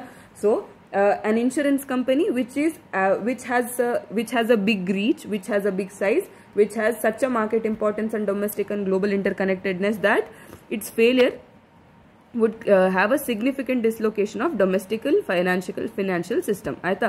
ಸೊ ಇದರಿಂದ ಏನಾಗ್ತದೆ, ಒಂದು ಮಾರುಕಟ್ಟೆಯೇ ಒಂದು ಏನು ಮೇಲೆ ಕೆಳಗೆ ಆಗುವಂತ ಒಂದು ಕೆಪಾಸಿಟಿಯನ್ನು ಹೊಂದಿರುವಂತದ್ದು. ಸೊ ಯಾವ 3 ಇನ್ಶೂರೆನ್ಸ್ ಕಂಪನೀಸ್ ಅಪ್ಪ? ಅದು LIC ಆಗಿರಬಹುದು, general insurance corporation, new India assurance. ಇವೆಲ್ಲವೂ ಸಹ ಪಬ್ಲಿಕ್ ಸೆಕ್ಟರ್ ಅಂಡರ್ಟೇಕಿಂಗ್ಸ್ ಆಯ್ತಾ. ಎಲ್ಲವೂ ಗವರ್ಮೆಂಟ್ ಅಡಿಯಲ್ಲಿ ಬರುವಂತಹ ಬ್ಯಾಂಕ್ ಏನು ಇನ್ಶೂರೆನ್ಸ್ ಕಂಪನಿಗಳು. ಅದೇ ರೀತಿಯಾಗಿ ಡೊಮೆಸ್ಟಿಕಲಿ ಇಂಪಾರ್ಟೆಂಟ್ ಸಿಗ್ನಿಫಿಕೆಂಟ್ ಬ್ಯಾಂಕ್ಸ್ ಯಾವುದಿದೆ, ಡೊಮೆಸ್ಟಿಕಲಿ ಇಂಪಾರ್ಟೆಂಟ್ ಬ್ಯಾಂಕ್ಸು ಈ ರೀತಿಯಾಗಿರ್ತಕ್ಕಂಥದ್ದು ಅಂತಂದರೆ ನಮ್ಮ ಗೌರ್ಮೆಂಟ್ ಬ್ಯಾಂಕ್ಸಲ್ಲಿ SBI ಬರ್ತದೆ. ಅದೇ ರೀತಿಯಾಗಿ ಪ್ರೈವೇಟ್ ಬ್ಯಾಂಕ್ಸಲ್ಲಿ ಯಾವ್ದು ಬರುತ್ತೆ, HDFC ಬರುವಂಥದ್ದು. ಇದನ್ನು ನೀವು ನೆನಪಲ್ಲಿ ಇಟ್ಕೊಳ್ಬೇಕು. ಓಕೆ ಅಲ್ವಾ? ನೆಕ್ಸ್ಟ್ ನೋಡೋಣ. ILOನ ಒಂದು ರೀಸೆಂಟಾಗಿ ಎಂಪ್ಲಾಯ್ಮೆಂಟ್ ರಿಪೋರ್ಟಿನ ಬಗ್ಗೆ ಒಂದು ರಿಲೀಸ್ ಮಾಡಿರುವಂಥದ್ದು. ಆಯಿತಾ? International labour organisation employment report 2024 India's employment crisis, ಭಾರತದ ಏನು ಉದ್ಯೋಗ ಬಿಕ್ಕಟ್ಟು ಅಂತ ನಾವು ಹೇಳಬಹುದು. ಸೊ ಇದು ನೋಡಿ ಮೋಸ್ಟ್ಲಿ ನಮಗೆ ಯಾವ ರೀತಿ ನಾವು ಆವಾಗಲೇ ಪ್ರಿಲಿಮ್ಸ್ ಮತ್ತು ಮೇನ್ಸ್ ಪರ್ಸ್ಪೆಕ್ಟಿವ್ ಪ್ರಿವೆಂಟಿವ್ ಡಿಟೆನ್ಷನ್ ಅನ್ನು ಹೇಗೆ ಬಳಸಿದ್ದೇವೋ ಅದೇ ರೀತಿಯಾಗಿ ಇಲ್ಲೂ ಸಹ ಇಂಪಾರ್ಟೆಂಟ್ ಆಗುವಂತಹದ್ದು ಮೇನ್ಸ್ ಪರ್ಸ್ಪೆಕ್ಟಿವ್ ಅಲ್ಲಿ. ಸೊ ಇದು ಎರಡಕ್ಕೂ ಇಂಪಾರ್ಟೆಂಟ್ ಆಗ್ತದೆ. ಸಿಲೆಬಸ್ ಅಲ್ಲಿ ಪ್ರಿಲಿಮ್ಸ್ ಅಲ್ಲಿ current events of national and international importance. ಅದರಲ್ಲಿ ನಮಗೆ ಈ ರಿಪೋರ್ಟ್ ಯಾರು ರಿಲೀಸ್ ಮಾಡಿದ್ದಾರೆ ಅಂತ ಕೇಳ್ಬೋದು. ಇಂಡಿಯಾ ಎಂಪ್ಲಾಯ್ಮೆಂಟ್ ರಿಪೋರ್ಟ್ ಗೊತ್ತಿಲ್ಲ, ಕೆಲವೊಬ್ರು ಸ್ಟೂಡೆಂಟ್ಸ್ ಓದೇ ಇರೋದಿಲ್ಲ. ಆಪ್ಷನ್ಸ್ ಅಲ್ಲಿ ಒಂದತ್ರ ನೀತಿ ಆಯೋಗ ಇರುತ್ತೆ. ಸೊ ಅವಾಗ ಉಂಡಾಗುದ್ಗಿ ಇದನ್ನ ಹಾಕ್ಬಿಡೋದು. ದಟ್ ಈಸ್ ರಾಂಗ್ ಅಲ್ವಾ? It is release by ILO. ಆಯ್ತಾ? ಸೊ ಕರೆಂಟ್ ಅಫೇರ್ಸ್ ಅಲ್ಲಿ ಈ ರೀತಿಯಾಗೂ ಕೇಳ್ತಾರೆ. ರಿಪೋರ್ಟ್ ಕುರಿತಾಗಿನೂ ಸ್ಟೇಟ್ಮೆಂಟ್ ಬೇಸ್ಡ್ ಕ್ವೆಶನ್ಸ್ ಅನ್ನು ಸಹ ಕೇಳಬಹುದು. ಓಕೆನಾ? ನೆಕ್ಸ್ಟ್ ಮೇನ್ಸ್ ಅಲ್ಲಿ ನೀವು ಇದನ್ನ ಎಂಪ್ಲಾಯ್ಮೆಂಟ್ ಕುರಿತಾಗಿರ್ತಕ್ಕಂತಹ ಕ್ವೆಶನ್ಸ್ಗೆ ಇದನ್ನ ಬಳಸಬಹುದು. ಎಂಪ್ಲಾಯ್ಮೆಂಟು ಎಸ್ಪೆಷಲಿ ನಮ್ಮ GS ಯಾವುದಕ್ಕೆ ಇಂಪಾರ್ಟೆಂಟ್ ಆಗ್ತದೆ? ಹೆಲ್ತು, ಎಜುಕೇಷನು, ಎಂಪ್ಲಾಯ್ಮೆಂಟು ಎಲ್ಲಾದರೂ ಕೇಳಿದ್ದೀರಾ? GS 2ಗೂ ಇಂಪಾರ್ಟೆಂಟ್ ಆಗ್ತದೆ ಮತ್ತು GS 3ಗೂ ಇಂಪಾರ್ಟೆಂಟ್ ಆಗ್ತದೆ. ಇಲ್ಲಿ ಸೋಷಿಯಲ್ ಇಶ್ಯೂಸ್ ರಿಲೇಟೆಡ್ ಆಗಿ ಅಂದರೆ ಸೋಷಿಯಲ್ ಜಸ್ಟಿಸ್ ರಿಲೇಟೆಡ್ ಆಗಿ ಇಂಪಾರ್ಟೆಂಟ್ ಆಗ್ತದೆ. ಇಲ್ಲಿ ನಮಗೆ ಇಕಾನಮಿಕ್ಸ್ ಪರ್ಸ್ಪೆಕ್ಟಿವ್ ಇಂಪಾರ್ಟೆಂಟ್ ಆಗುವಂತಹದ್ದು. ಸರಿ ಅಲ್ವಾ? ಸೊ ILO ಏನು ಹೇಳ್ತಾ ಇದೆ ಅಂತಂತಂದ್ರೆ, ILOನ ಇಂಡಿಯಾ ಎಂಪ್ಲಾಯ್ಮೆಂಟ್ ರಿಪೋರ್ಟ್ ಏನು ಹೇಳ್ತಾ ಇದೆ ಅಂತಂದ್ರೆ, ಭಾರತದ ಯುವಜನತೆ ತುಂಬಾ ಈ ಉದ್ಯೋಗದ ಕುರಿತಾಗಿರ್ತಕ್ಕಂತಹ ಬಿಕ್ಕಟ್ಟನ್ನು ಎದುರಿಸ್ತಾ ಇದೆ. ಯಾವಾಗಿಂದ? 1-2 ವರ್ಷದಿಂದ ಅಲ್ಲ, 20 ವರ್ಷಗಳಿಂದ ಸರಿಸುಮಾರು. ಆಯ್ತಾ? ಇದರ ಕುರಿತಾಗಿ ಇದು ಹೇಳ್ತಾ ಇದೆ ಅನೇಕ ಏನು ಡೇಟಾ ಬೇಸಸ್ ಅನ್ನ ನೋಡಿಕೊಂಡು, ಸರಿಯಲ್ಲ, ಅದರ ಕುರಿತಾಗಿ ಇನ್ಫಾರ್ಮೇಶನ್ ಅನ್ನ ನೀಡ್ತಾ ಇರುವಂಥದ್ದು. ಸೊ ಈ ಒಂದು ಇಂಡಿಯಾ ಎಂಪ್ಲಾಯ್ಮೆಂಟ್ ರಿಪೋರ್ಟ್ ಏನು ಹೇಳ್ತಾ ಇದೆ ಅಂತಂತಂದ್ರೆ, ನಮ್ಮ ಭಾರತದ ಯುವಜನತೆಯಲ್ಲಿ ನಿರುದ್ಯೋಗ ಹೆಚ್ಚಾಗಿದೆ. ಎಷ್ಟು? 3 ಪಟ್ಟು ಹೆಚ್ಚಾಗಿದೆ. 5.7 ಇತ್ತು 2010ರಲ್ಲಿ. ಇವಾಗ 2019ಗೆ ಆಲ್ರೆಡಿ 17.5% ಆಗಿದೆ. ನೀವು ದಯವಿಟ್ಟು ಇದರಲ್ಲಿ ಒಂದು ಗಮನದಲ್ಲಿಟ್ಕೊಳ್ಳಿ. ILO ಹೇಳ್ತಿರೋ ಪ್ರಕಾರ 17.5% ಅನ್ಎಂಪ್ಲಾಯ್ಮೆಂಟು 2019 ಇತ್ತು. ಇದಾದ ನಂತರ 2 ಕೋವಿಡ್ ಪ್ಯಾಂಡಮಿಕ್ ವೇವ್ಸ್ ಅನ್ನ ನಾವು ನೋಡಿದ್ದೇವೆ. ಆಯ್ತಾ? ಪ್ಲಸ್ಸು ಅದ್ರ ಜೊತೆಗೆ ಗ್ಲೋಬಲ್ ರಿಸೆಷನ್ ನಡೀತಾ ಇದೆ. So imagine, do you really think this unemployment rate has reduced after 2019? Definitely ಆಗಿರ್ಲಿಕ್ಕೆ ಸಾಧ್ಯ ಇಲ್ಲ ಅಲ್ವಾ? ಬಟ್ ಆದರೆ ಇದು ಯಾರು ILO ಹೇಳ್ತಾ ಇರೋದು, ನಾನು ಹೇಳ್ತಾ ಇಲ್ಲ ಈ ರೀತಿಯಾಗಿ. ಸರಿನಾ? So this is what ILO says. ಅದ್ರ ಜೊತೆಗೆ ಏನು ಹೇಳ್ತಾ ಇದೆ ಅಂತಂದರೆ, ಈ ಉದ್ಯೋಗ ಜಾಸ್ತಿ ಆಗಿರೋದು ಆಗಿದೆ. ಲೈಕ್ ಏನು 2019ಕ್ಕಿಂತ ಮುಂಚೆ ಆಗಿದೆ. ಅದಾದ ನಂತರ ಅದು ಜಾಸ್ತಿ ಆಗಿಲ್ಲ. ಅಂದರೆ employment growth has been stagnated. ಆಯಿತಾ? ಅಂಟಿಲ್ 2019 ಅದು ಸ್ಟಾಗ್ನೇಟ್ ಆಗಿದೆ and then it started to rise. 2019 ನಂತರ ಸ್ಲೋಲಿ ಇನ್ಕ್ರೀಸ್ ಆಗಕ್ಕೆ ಶುರು ಆಯಿತು. ಆದರೆ ಕೋವಿಡ್ ಮತ್ತು ಗ್ಲೋಬಲ್ ರಿಸೆಷನ್ಸ್ ಮತ್ತೆ ಇದನ್ನು ಏನು ಮಾಡಿದ್ರು, ಮತ್ತೆ ಈ ಒಂದು ಗ್ರೋತನ್ನು ನಿಲ್ಲಿಸಿದ್ವು ಅಂತ ಹೇಳ್ತಾರೆ. ಮತ್ತು ಈಗಿರುವಂತಹ ಒಂದು ಉದ್ಯೋಗದಲ್ಲೂ ಸಹ ಇನ್ಫಾರ್ಮಲ್ ಸೆಕ್ಟರು ತುಂಬ ಮೆಜಾರಿಟಿ, ಅಬೌಟ್ 82%. ಆಯಿತಾ? ಈ ಇನ್ಫಾರ್ಮಲ್ ಸೆಕ್ಟರಲ್ಲಿ ಸೆಲ್ಫ್ ಎಂಪ್ಲಾಯ್ಮೆಂಟು ಮತ್ತು ಕ್ಯಾಶುವಲ್ ಎಂಪ್ಲಾಯ್ಮೆಂಟ್ ಅಂತಂತಂದರೆ ದಿನ ಕೂಲಿ ಮಾಡ್ತೀವಲ್ವಾ, ದಿನಗೂಲಿಯ ಕೆಲಸಗಳು ಜಾಸ್ತಿ ಇರುವಂಥದ್ದು. ಸೊ ಇದರಲ್ಲಿ ಏನಾಗ್ತದೆ, ಸೆಲ್ಫ್ ಎಂಪ್ಲಾಯ್ಮೆಂಟು ಮತ್ತು ದಿನಗೂಲಿಗೆ ಪ್ರಾಬ್ಲಮ್ ಏನು ಅಂತಂತಂದರೆ, ರೆಗ್ಯುಲರ್ ಸ್ಯಾಲರೀಸ್ ಇಲ್ಲ. ಕರೆಕ್ಟ್ ಅಲ್ವಾ? ಮತ್ತು ಪ್ರಾಪರ್ ವರ್ಕ್ ಇಲ್ಲ. ಯಾಕಂತಂದರೆ ಏನು ಕಾಂಟ್ರಾಕ್ಟ್ ಇಲ್ಲ ಅಲ್ಲಪ್ಪ. ಸೊ ಪ್ರಾಪರ್ ವರ್ಕ್ ಇಲ್ಲ, ಅದೇ ರೀತಿಯಾಗಿ ರೆಗ್ಯುಲರ್ ಸ್ಯಾಲರೀಸ್ ಇಲ್ಲ, ಮತ್ತು ಸೋಷಿಯಲ್ ಸೆಕ್ಯೂರಿಟಿ ಬೆನಿಫಿಟ್ಸು ಇಲ್ಲ. ಕರೆಕ್ಟ್ ಅಲ್ವಾ? ಸೊ ಇವೆಲ್ಲವೂ ಸಹ ಇಲ್ಲದೆ ಇರುವಂತಹ ಸೆಕ್ಷನ್ ಎಷ್ಟು? ಸರಿಸುಮಾರು 82% ಆಯಿತಾ? So that's a very very big problem ಅಲ್ವಾ ಎಂಪ್ಲಾಯ್ಮೆಂಟ್ ರಿಲೇಟೆಡ್ ಆಗಿ. ದೆನ್ ನೋಡಿ, ನಮ್ಮ ಸ್ಯಾಲರೀಸ್ ಆ್ಯಂಡ್ ವೇಜಸ್ ಏನಿದೆ, ಕೂಲಿಗಳೇನಿವೆ, ಅವುಗಳು ಸಹ ಅದರಲ್ಲೂ ಹೆಚ್ಚು ಇನ್ಕ್ರೀಸ್ ಆಗಿಲ್ಲ. ನೋಡಿ, ಇನ್ಫ್ಲೇಷನ್ ಅಂತೂ ಯಾವಾಗಲೂ ಇದ್ದೇ ಇರುತ್ತೆ ಅಲ್ವಾ? ಬಟ್ ಆದರೆ ಆ ಇನ್ಫ್ಲೇಷನಿಗೆ ತಕ್ಕಂಗೆ ಸ್ಯಾಲರೀಸ್ ಇನ್ಕ್ರೀಸ್ ಆದರೆ ಅಥವಾ ವೇಜಸ್ ಇನ್ಕ್ರೀಸ್ ಆದರೆ ಅಲ್ವಾ ಬೆನಿಫಿಟ್ಟು. ಇಲ್ಲ ಅಂತಂತಂದರೆ ಏನು ಪ್ರಯೋಜನ? So wages have remains low or stagnant. ಆಯಿತಾ? ಅಷ್ಟೇ ಅಲ್ಲದೆ ನೋಡಿ, ಈ ಒಂದು ರಿಪೋರ್ಟ್ ಏನು ಹೇಳ್ತಾ ಇದೆ, ಭಾರತದಲ್ಲಿ ನಾವು ಮೈಗ್ರೇಷನನ್ನು ಸರಿಸುಮಾರು 40%ನಷ್ಟು ಎಕ್ಸ್ಪೆಕ್ಟ್ ಮಾಡಬಹುದು. ಯಾವಾಗ? 2023ರವರೆಗೆ ಆಯಿತಾ, 2023ರವರೆಗೆ ಹಳ್ಳಿಗಳಿಂದ ಸಿಟಿಗಳಿಗೆ ಅಥವಾ ನಗರ ಪ್ರದೇಶಗಳಿಗೆ ಸರಿಸುಮಾರು 40% ಜನರು ವಲಸೆ ಬರಬಹುದು ಆಯಿತಾ. ಯಾವಾಗ 2030ರವರೆಗೂ. ಸೊ ಇದರೊಟ್ಟಿಗೆ ಅರ್ಬನ್ ಪಾಪ್ಯುಲೇಷನ್ ಎಷ್ಟಾಗುತ್ತೆ, ಸರಿಸುಮಾರು 607 million, nearly half of the population ಯಾವಾಗ ಅರ್ಬನ್ ಏರಿಯಾಸಲ್ಲಿ ಇರುತ್ತೆ ಅಂದಂಗಾಯಿತು. ಅಷ್ಟೇ ಅಲ್ಲದೆ ನೋಡಿ, contractual works have been rising, ಅಂದರೆ ಈ ಒಂದು ಅಗ್ರಿಮೆಂಟ್ನ ಮುಖಾಂತರ ಕಾರ್ಯಗಳು ರೈಸ್ ಆಗ್ತವೆ. ಆದರೆ ಈ ಕಾಂಟ್ರಾಕ್ಟ್ಸ್ ಏನಿದೆ ತುಂಬ ಸ್ಮಾಲ್ ಟರ್ಮ್, ಲಾಂಗ್ ಟರ್ಮ್ ಅಲ್ಲ, ಶಾರ್ಟ್ ಟರ್ಮ್ ಕಾಂಟ್ರಾಕ್ಟ್ಸ್ ಆಗಿದೆ. ಅದೂ ಸಹ ಪ್ರಾಬ್ಲಮ್ಮೇ, ಕರೆಕ್ಟ್ ಅಲ್ವಾ. ಸೊ ರೆಗ್ಯುಲರ್ ಎಂಪ್ಲಾಯ್ಮೆಂಟ್ ಅಂತಂದರೆ ರೆಗ್ಯುಲರ್ ಸ್ಯಾಲರಿ, ಕರೆಕ್ಟಾಗಿ ತಿಂಗಳು ಸ್ಯಾಲರಿ ಇರ್ತಕ್ಕಂಥ ರೆಗ್ಯುಲರ್ ಎಂಪ್ಲಾಯ್ಮೆಂಟ್ ಇನ್ಕ್ರೀಸ್ ಆಗಿದೆ 2020 ನಂತರ. ಆದರೆ ಮತ್ತೆ 2018 ನಂತರ ಮತ್ತೆ ಡಿಕ್ರೀಸ್ ಆಗಿರುವಂಥದ್ದು, ಸರಿನಾ. ಇದನ್ನು ನೀವು ನೆನಪಲ್ಲಿ ಇಟ್ಕೊಳ್ಬೇಕು. ಅಷ್ಟೇ ಅಲ್ಲದೆ ನೋಡಿ, livelihoods insecurities are widespread ಅಂತಂದರೆ ಏನು, ಇಲ್ಲಿ ಕೆಲಸದ ಕುರಿತಾಗಿರ್ತಕ್ಕಂತಹ ಒಂದು ಏನು ಕನ್ಸಿಸ್ಟೆನ್ಸಿ ಇಲ್ಲ, ಕರೆಕ್ಟಾ.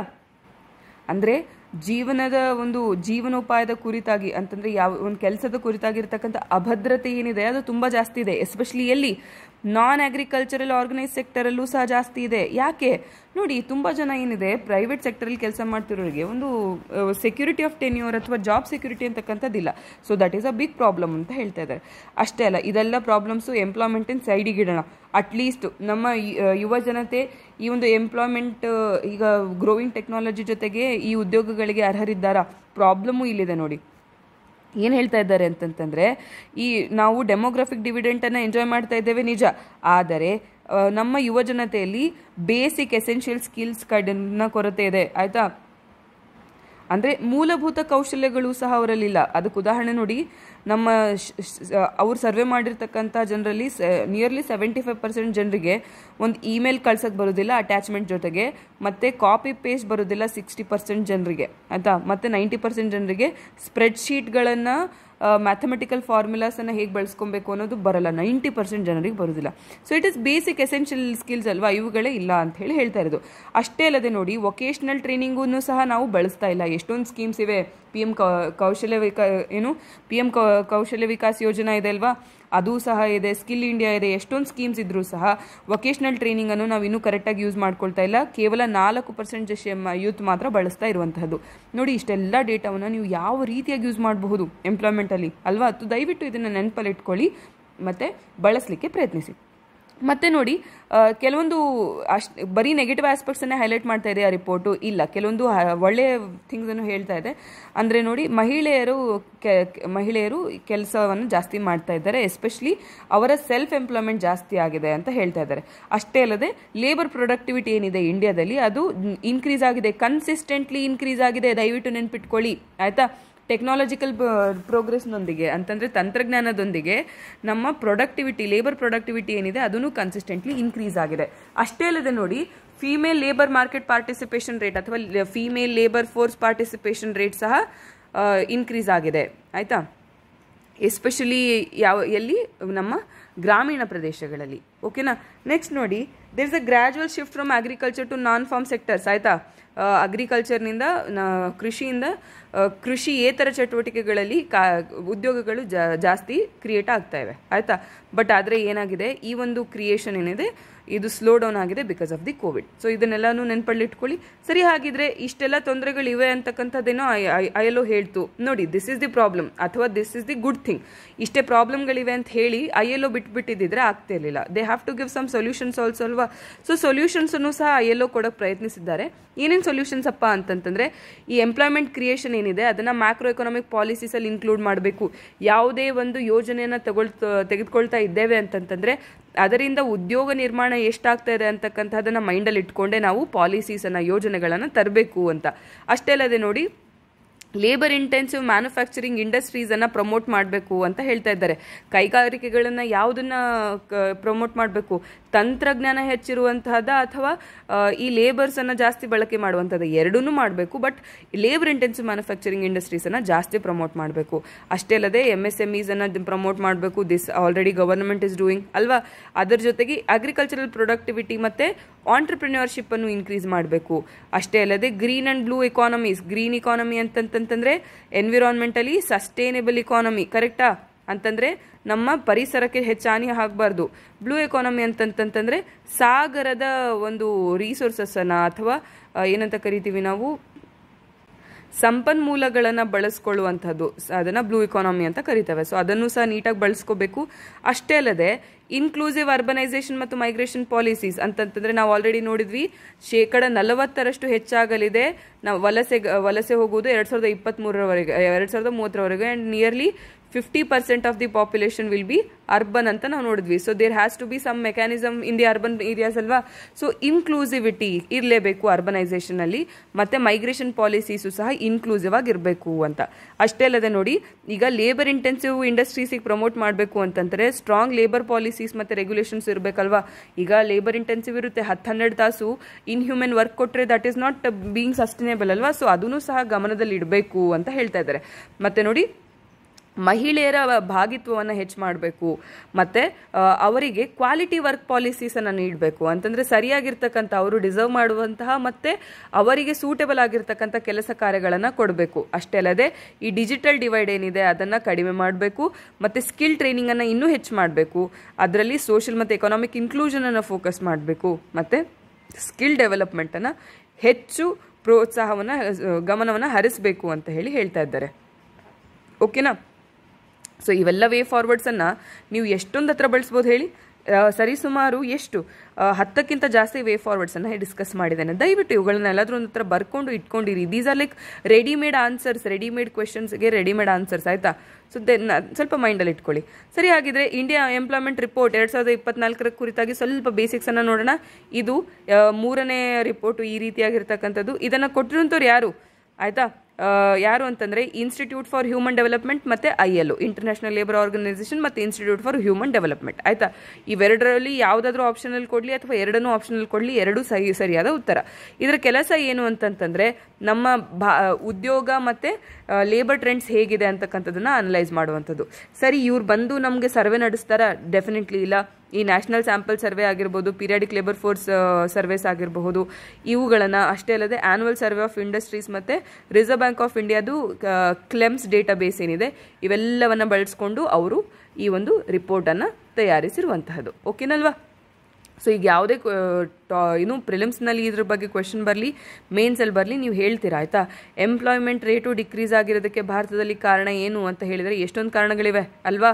First of all structural problems, ಕೃಷಿಯಿಂದ ಡೈರೆಕ್ಟ್ಲಿ ಸರ್ವಿಸ್ ಸೆಕ್ಟರಿಗೆ ನಾವು ಶಿಫ್ಟ್ ಆಗ್ತಿರುವಂಥದ್ದು. ಎರಡನೇ ಪ್ರಾಬ್ಲಮ್ ಲೇಬರ್ ಇಂಟೆನ್ಸಿವ್ ಇಂಡಸ್ಟ್ರೀಸ್ನ ನಾವು ಪ್ರಮೋಟ್ ಮಾಡ್ತಿಲ್ಲ, ಮತ್ತು ಇಂಡಸ್ಟ್ರಿಯಲ್ ಗ್ರೋತ್ ಏನಿದೆ ಅದು ಸ್ಟ್ಯಾಗ್ನೆಂಟ್ ಆಗಿದೆ. ಕರೆಕ್ಟ್ ಅಲ್ವಾ. ಗ್ರೋತು ಸ್ಟ್ಯಾಗ್ನೆಂಟ್ ಆಗಿರುವಂಥದ್ದು ನಿಯರ್ಲಿ ಹೆಚ್ಚು ಕಡಿಮೆ ತುಂಬ ಕಡಿಮೆ ಇದೆ.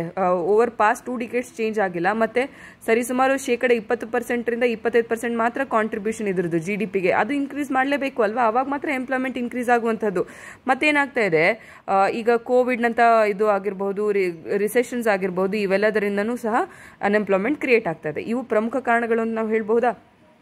ಜೊತೆಗೆ ಸ್ಟ್ರಕ್ಚರಲ್ ಪ್ರಾಬ್ಲಮ್ಸ್, ಸ್ಟ್ರಕ್ಚರಲ್ ಪ್ರಾಬ್ಲಮ್ಸ್ ಅಂತಂದರೆ ಇವುಗಳನ್ನು ಅಡ್ರೆಸ್ ಮಾಡೋದ್ರಿಂದ ನಮ್ಮ ಎಂಪ್ಲಾಯ್ಮೆಂಟನ್ನು ನಾವು ಜಾಸ್ತಿ ಮಾಡಬಹುದು ಅಂತ. ಕರೆಕ್ಟ್ ಅಲ್ವಾ. ಸೊ ನೆಕ್ಸ್ಟ್ ನೋಡೋಣ, T+0 ಸೆಟಲ್ಮೆಂಟ್. ಇದನ್ನು ನಾವು ಆಲ್ರೆಡಿ ನಮ್ಮ ಪ್ರೀವಿಯಸ್ ಸೆಕ್ಷನ್ಸಲ್ಲಿ ಒಂದ್ಸರಿ ಡಿಸ್ಕಸ್ ಮಾಡಿದ್ದೇವೆ. ಸಿಲೆಬಸ್ಸಿಗೆ ಇದು ಯಾವುದಕ್ಕೆ ಇಂಪಾರ್ಟೆಂಟು ಅಂತಂತಂದರೆ ಪ್ರಿಲಿಮ್ಸಲ್ಲಿ current events of national and international importance. ಇಕಾನಾಮಿಕ್ಸಿನ ಪರ್ಸ್ಪೆಕ್ಟಿವಲ್ಲಿ ಇದು ಕೇಳ್ತಾರೆ. ಅಂದರೆ ಯೂಶಲಿ ಇಕಾನಾಮಿಕ್ಸಿನ ಕ್ವೆಶನ್ಸ್ ಜಾಸ್ತಿ ಇರೋದ್ರಿಂದ ಅದರಲ್ಲಿ ಎಷ್ಟು ಡೆಪ್ತಾಗಿ ನಾವು ಹೋಗ್ತೀವಿ ಅಷ್ಟು ಒಳ್ಳೆಯದಾಗಿ ಮಾರ್ಕ್ಸನ್ನು ನಾವು ತೆಗೆದುಕೊಳ್ತೀವಿ ಅಂತಕ್ಕಂತಹದ್ದು. ಸರಿ ಅಲ್ವಾ. ಸೊ T+0 ಸೆಟಲ್ಮೆಂಟ್ ಸೈಕಲ್ ಏನಿದೆ ಅದು ಇತ್ತೀಚೆಗಷ್ಟೇ ಬಾಂಬೆ ಸ್ಟಾಕ್ ಎಕ್ಸ್ಚೇಂಜ್ ಮತ್ತು ನ್ಯಾಷನಲ್ ಸ್ಟಾಕ್ ಎಕ್ಸ್ಚೇಂಜು ಇಂಟ್ರೊಡ್ಯೂಸ್ ಮಾಡ್ತು, ಆಯಿತಾ. ಯಾವ ಒಂದು ಸೆಗ್ಮೆಂಟಲ್ಲಿ, ಈಕ್ವಿಟಿ ಸೆಗ್ಮೆಂಟಲ್ಲಿ, ಆಯಿತಾ. ಮತ್ತು ಇದು ಏನು ಕಂಪಲ್ಸರಿನಾ ಇಲ್ಲ, ಆಪ್ಷನಲ್ ಬೇಸಿಸ್ನಲ್ಲಿ ಕ್ರಿಯೇಟ್ ಮಾಡಿರುವಂಥದ್ದು.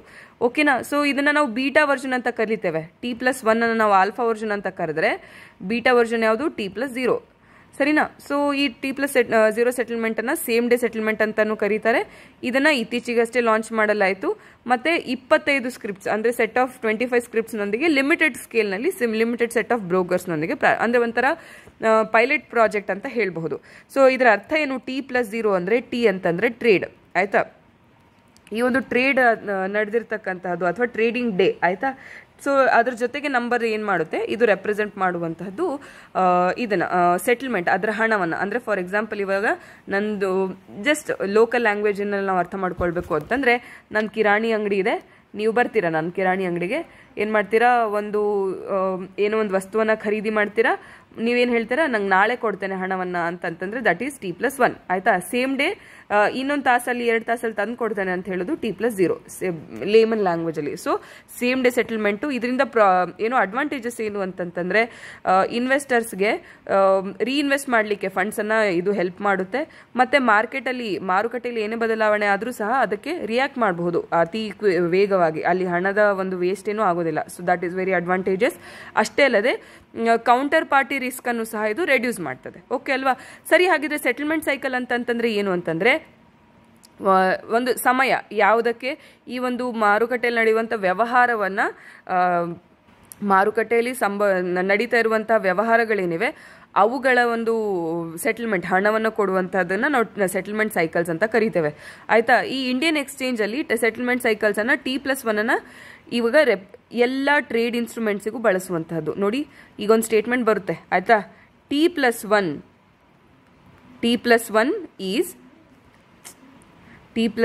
is used for all traded instruments ಆಯಿತಾ. ಆಲ್ ಟ್ರೇಡೆಡ್ ಇನ್ಸ್ಟ್ರೂಮೆಂಟ್ಸ್ ಅಂತ ಕೇಳಿದ್ದಾರೆ, ಅವಾಗ ಆಲ್ ಅಂತ ನೋಡಿದ ತಕ್ಷಣ ತಪ್ಪಿರ್ತದೆ ಅಂತ ಹೇಳಿ ರಾಂಗ್ ಅಂತ ಹಾಕ್ಬಿಡ್ತೀವಿ. But it is a right statement. T+1 is used in all traded instruments ಆಯ್ತಾ. ಫಸ್ಟು T+5 ಇತ್ತು, ಅಲ್ಲಿಂದ ಗ್ರ್ಯಾಜುವಲಿ ನಾವಿವಾಗ T+1 ಮತ್ತು T+0ಗೆ ಬಂದಿರುವಂತಹದ್ದು ಭಾರತದಲ್ಲಿ. ಇದನ್ನ ನೀವು ನೆನಪಲ್ಲಿ ಇಟ್ಕೊಳ್ಬೇಕು. ಓಕೆ ಅಲ್ವಾ, ಸರಿ ಅಲ್ವಾ. ಸೊ ಇದ್ರ ಕುರಿತಾಗಿ ಏನೇ ಕ್ವೆಶನ್ ಬಂದರೂ ಹೇಳ್ತೀರಾ, ಉತ್ತರಿಸ್ತೀರಾ. ನೆಕ್ಸ್ಟ್ ನೋಡಿ, ಒಂದು ಇಂಟ್ರೆಸ್ಟಿಂಗ್ ಟಾಪಿಕ್ ಇದೆ, ಮೀಮ್ ಕಾಯಿನ್. ಏನಪ್ಪ ಮೀಮ್ ಕಾಯಿನು ಅಂತಂತಂದರೆ, ಅದು ನ್ಯೂಸಲ್ಲಿ ಇತ್ತು ಇವಾಗ ಇತ್ತೀಚೆಗೆ. ಅದರ ಕುರಿತಾಗಿ ಏನು ನ್ಯೂಸಲ್ಲಿ ಇತ್ತು ಅಂತಂತಂದರೆ, ಇವು ತುಂಬ ವಾಲಟೈಲ್ ಇರ್ತಕ್ಕಂಥ ಕಾಯಿನ್ಗಳು ಅಂತ ಇತ್ತು, ಕರೆಕ್ಟಾ. ಸೊ ಈ ಮೀಮ್ ಕಾಯಿನ್ಸಿನ ಕುರಿತಾಗಿ ಟಾಪಿಕ್ ನ್ಯೂಸಲ್ಲಿ ಇರೋದ್ರಿಂದ ಇದ್ರ ಕುರಿತಾಗಿ ಒಂದು ಕ್ವೆಶನ್ ಬರ್ತದೆ. ಕ್ವೆಶ್ಚನ್ ಏನಿದೆ ಅದು ಯಾವುದೇ ರೀತಿಯಾಗಿ ಬರಬಹುದು. Digital cryptocurrency, blockchain technology ಇವೆಲ್ಲನೂ ಸಹ ನ್ಯೂಸಲ್ಲಿ ಇರೋದ್ರಿಂದ ಇದು ಜಾಸ್ತಿ ಕ್ವೆಶನ್ಸ್ ಇದರಲ್ಲಿ ಕೇಳ್ತಾ ಇದ್ದಾರೆ. ನೋಡಿ, ಮೀಮ್ ಕಾಯಿನ್ಸ್ ಇದೆ ನ್ಯೂಸಲ್ಲಿ. ಸೊ ಅದು ಪ್ರಿಲಿಮ್ಸ್ಗೆ ಜಾಸ್ತಿ ಕ್ವೆಶನ್ಸ್ ಕೇಳ್ತಾ ಇರೋದ್ರಿಂದ ಇಂಪಾರ್ಟೆಂಟ್ ಆಗ್ತದೆ. ಸಿಲೆಬಸ್ ಯಾವುದಕ್ಕೆ ಇಂಪಾರ್ಟೆಂಟು ಪ್ರಿಲಿಮ್ಸಲ್ಲಿ? Current events of national and international importance, ಕರೆಕ್ಟಾ. ಅದೇ ರೀತಿಯಾಗಿ ಮೇನ್ಸಲ್ಲಿ ಯಾವುದಕ್ಕೆ ಇಂಪಾರ್ಟೆಂಟ್ ಆಗುತ್ತೆ ಅಂತಂತಂದರೆ, ಕ್ರಿಪ್ಟೋ ಕರೆನ್ಸೀಸನ್ನ ಕುರಿತಾಗಿ ಡ್ರಾಬ್ಯಾಕ್ಸ್ ಅಥವಾ ಪ್ರಾಬ್ಲಮ್ಸ್ ಏನು ಅವುಗಳದ್ದು, ಅಡ್ವಾಂಟೇಜಸ್ ಏನು ಅವುಗಳದ್ದು, ಅಥವಾ ಅವುಗಳ ಏನು ಇಂಪ್ಯಾಕ್ಟ್ ಏನು, ಅಥವಾ ಅವುಗಳಿಂದ ಉಂಟಾಗ್ತಿರ್ತಕ್ಕಂಥ ಪರಿಣಾಮಗಳೇನು ಅಂತ ಕೇಳಬಹುದು. ಅದು ಮೇನ್ಸಿಗೆ ಇಂಪಾರ್ಟೆಂಟ್ ಆಗ್ತದೆ. ಪ್ರಿಲಿಮ್ಸಲ್ಲಿ ಕರೆಂಟ್ ಅಫೇರ್ಸ್ಗೆ ಇದು ಇಂಪಾರ್ಟೆಂಟ್ ಆಗುವಂಥದ್ದು. ಮೀಮ್ ಕಾಯಿನ್ಸ್ ಅಂತ ಹೇಳಿ ಹೊಸದಾಗಿ ಡಿಜಿಟಲ್ ಕ್ರಿಪ್ಟೋ ಕರೆನ್ಸಿಯಲ್ಲಿ ಯೂಸಲ್ಲಿ ನಡೀತಾ ಇದೆ ಇವಾಗ. ಸೊ ಏನು ಈ ಮೀಮ್ ಕಾಯಿನ್ಸು ಅಂತ ನೋಡೋಣ. ಫಸ್ಟ್ ಆಫ್ ಆಲ್ ನೋಡಿ, it's a unique category of crypto currencies having gained significant popularity in the digital currency space. ಅಂತಂದರೆ ಇವಾಗ ಡಿಜಿಟಲ್ ಕರೆನ್ಸಿ ಎರಾದಲ್ಲಿ ಇದು ಒಂದು ವಿಧಾನವಾದಂತಹ ಕ್ರಿಪ್ಟೋ ನಾಣ್ಯಗಳು ಅಂತ ನಾವು ಹೇಳ್ಬೋದು, ಅಥವಾ ಕ್ರಿಪ್ಟೋ ಕರೆನ್ಸಿ ಅಂತ ಹೇಳ್ಬೋದು. ಏನಿದು ಮೀಮ್ ಕಾಯಿನು ಅಂತಂದರೆ, again subset of crypto currency ನಾನು ಹೇಳಿದ ಹಾಗೆ. ಮತ್ತು ಇಂಟರ್ನೆಟ್ನಲ್ಲಿ ಮೀಮ್ ಕಲ್ಚರ್ ಏನಿದೆ ಅಲ್ವಾ ಇವಾಗ, ಈ ಮೀಮ್ ಕಲ್ಚರ್ ಯಾರಿಗೆ ಗೊತ್ತಿಲ್ಲ ಹೇಳಿ. ಇವಾಗ ಸೋಷಿಯಲ್ ಮೀಡಿಯಾದಲ್ಲಿ ಎಷ್ಟು ಫೇಮಸ್ಸು. ಈ ಮೀಮ್ ಕಲ್ಚರನ್ನು ಬಳಸ್ಕೊಂಡು, ಆ ಮೀಮ್ಸನ್ನೇ ಬಳಸ್ಕೊಂಡು ಕಾಯಿನ್ಸನ್ನು ಕ್ರಿಯೇಟ್ ಮಾಡುವಂತಹದ್ದು ಆಯಿತಾ. ನೋಡಿ, ಡಾಗಿ ಕಾಯಿನ್ ಮತ್ತು ಶಿಬಾ ಇನು. ಇಲ್ಲಿ ನೋಡಿ, ಫಸ್ಟ್ ಒಂದು ಝೂಮ್ ಮಾಡಿ ತೋರಿಸಿ ನಾನು ನೋಡಿ. This is Dogecoin. 1 Dogecoin is equal to 1 Dogecoin. This dog you have seen in those many memes ಅಲ್ವಾ. ಸೊ ಇವುಗಳನ್ನು ಬಳಸ್ಕೊಂಡು ಕ್ರಿಯೇಟ್ ಮಾಡುವಂಥ ಕಾಯಿನ್ಗಳು ಆಯಿತಾ. ಸೊ ಈ ಒಂದು ನಾಣ್ಯಗಳ ಒಂದು ನೇಚರ್ ಏನು, ಅವುಗಳ ಒಂದು ಗುಣಲಕ್ಷಣಗಳೇನು ಅಂತಂದರೆ, ದೇ ಆರ್ ಎಕ್ಸ್ಟ್ರೀಮ್ಲಿ ವಾಲಟೈಲ್ ಆಯಿತಾ. ಅವುಗಳ ಪ್ರೈಸಿನ ಸ್ಟೆಬಿಲಿಟಿ ಇಲ್ಲ, ಓಕೆನಾ, ಸ್ಥಿರತೆ ಇಲ್ಲ ಇವುಗಳ ವ್ಯಾಲ್ಯೂಗೆ. ಮತ್ತು ಲಾರ್ಜ್ ಆರ್ ಅನ್ಕ್ಯಾಪ್ಡ್ ಸಪ್ಲೈಸ್. ನೋಡಿ, ನಾನು ಮೀಮ್ ಕ್ರಿಯೇಟ್ ಮಾಡ್ತೀನಿ, ನೀವು ಮೀಮ್ ಕ್ರಿಯೇಟ್ ಮಾಡ್ತೀರಾ, ಆ ಮೀಮನ್ನು ಬೆಳೆಸ್ಕೊಂಡು ನಾನು ಬ್ಲಾಕ್ ಚೈನಲ್ಲಿ ಮೀಮ್ ಕಾಯಿನನ್ನು ಮಾಡ್ತೀನಿ, ನೀವು ಮಾಡ್ತೀರಾ. ಸೊ ಅನ್ರೆಗ್ಯುಲೇಟೆಡ್ ಲಾರ್ಜ್ ಸಪ್ಲೈ ಇದೆ ಅದರದ್ದು. ಅದು ಮತ್ತು ಅಷ್ಟೇ. ಯಾಕೆ unregulated large supply? Because they are easy to create ಅಲ್ವಾ. ಈ ಬ್ಲಾಕ್ ಚೈನ್ ಟೆಕ್ನಾಲಜಿಯಲ್ಲಿ they are easy to create. ಆದ್ದರಿಂದ ಲಾರ್ಜ್ ಸಪ್ಲೈ ಇದೆ, ಮತ್ತು ಈಸಿ ಕ್ರಿಯೇಷನ್ ಇದೆ, ಮತ್ತು ಸ್ಟೆಬಿಲಿಟಿ ಇಲ್ಲ ಅಂತಂದರೆ ಹ್ಯೂಜ್ ರಿಸ್ಕ್ ಇದೆ ಅಲ್ವಾ. ಯಾಕೆ? ಯಾವಾಗಾದರೂ ಅವುಗಳ ವ್ಯಾಲ್ಯೂ ಜಾಸ್ತಿ ಆಗ್ಬೋದು, ಮತ್ತು ಬದಲಾಯಿಸ್ಬೋದು. ಮತ್ತು ನೋಡಿ, ಬದಲಾಗಬಹುದು, ಇನ್ಕ್ರೀಸ್ ಆಗ್ಬೋದು, ಡಿಕ್ರೀಸ್ ಆಗ್ಬೋದು. ಮತ್ತು they don't have a fundamental value. ಅವುಗಳಿಗೆ ಒಂದು ನಿರ್ದಿಷ್ಟವಾದ ಮೂಲಭೂತವಾಗಿರ್ತಕ್ಕಂಥ ಬೆಲೆ ಇಲ್ಲ. ನೆನಪಲ್ಲಿ ಇಟ್ಕೊಳ್ಳಿ, ಓಕೆ ಅಲ್ವಾ. ಮೂಲಭೂತ ಬೆಲೆ ಇಲ್ಲ. ಸೊ ಇದು ನಮ್ಮ ಮೀಮ್ ಕಾಯಿನಿನ ಕುರಿತಾಗಿ. ನೆಕ್ಸ್ಟ್ ನೋಡೋಣ ಸ್ಟಾರ್ಟ್ 2024. ಹೆಸರು ನೋಡಿದ ತಕ್ಷಣ ಏನು ಅನಿಸುತ್ತೆ? ಇದು ಒಂದು ಸ್ಕೀಮು ಅಥವಾ ಒಂದು ಯೋಜನೆ ಅಂತ ಹೇಳಬಹುದು. ಯಾರ ಒಂದು ಯೋಜನೆ ಅಂತಕ್ಕಂಥದ್ದನ್ನು ನೋಡೋಣ. ಸಿಲೆಬಸ್ಸು ಯಾವುದಕ್ಕೆ ಇಂಪಾರ್ಟೆಂಟು?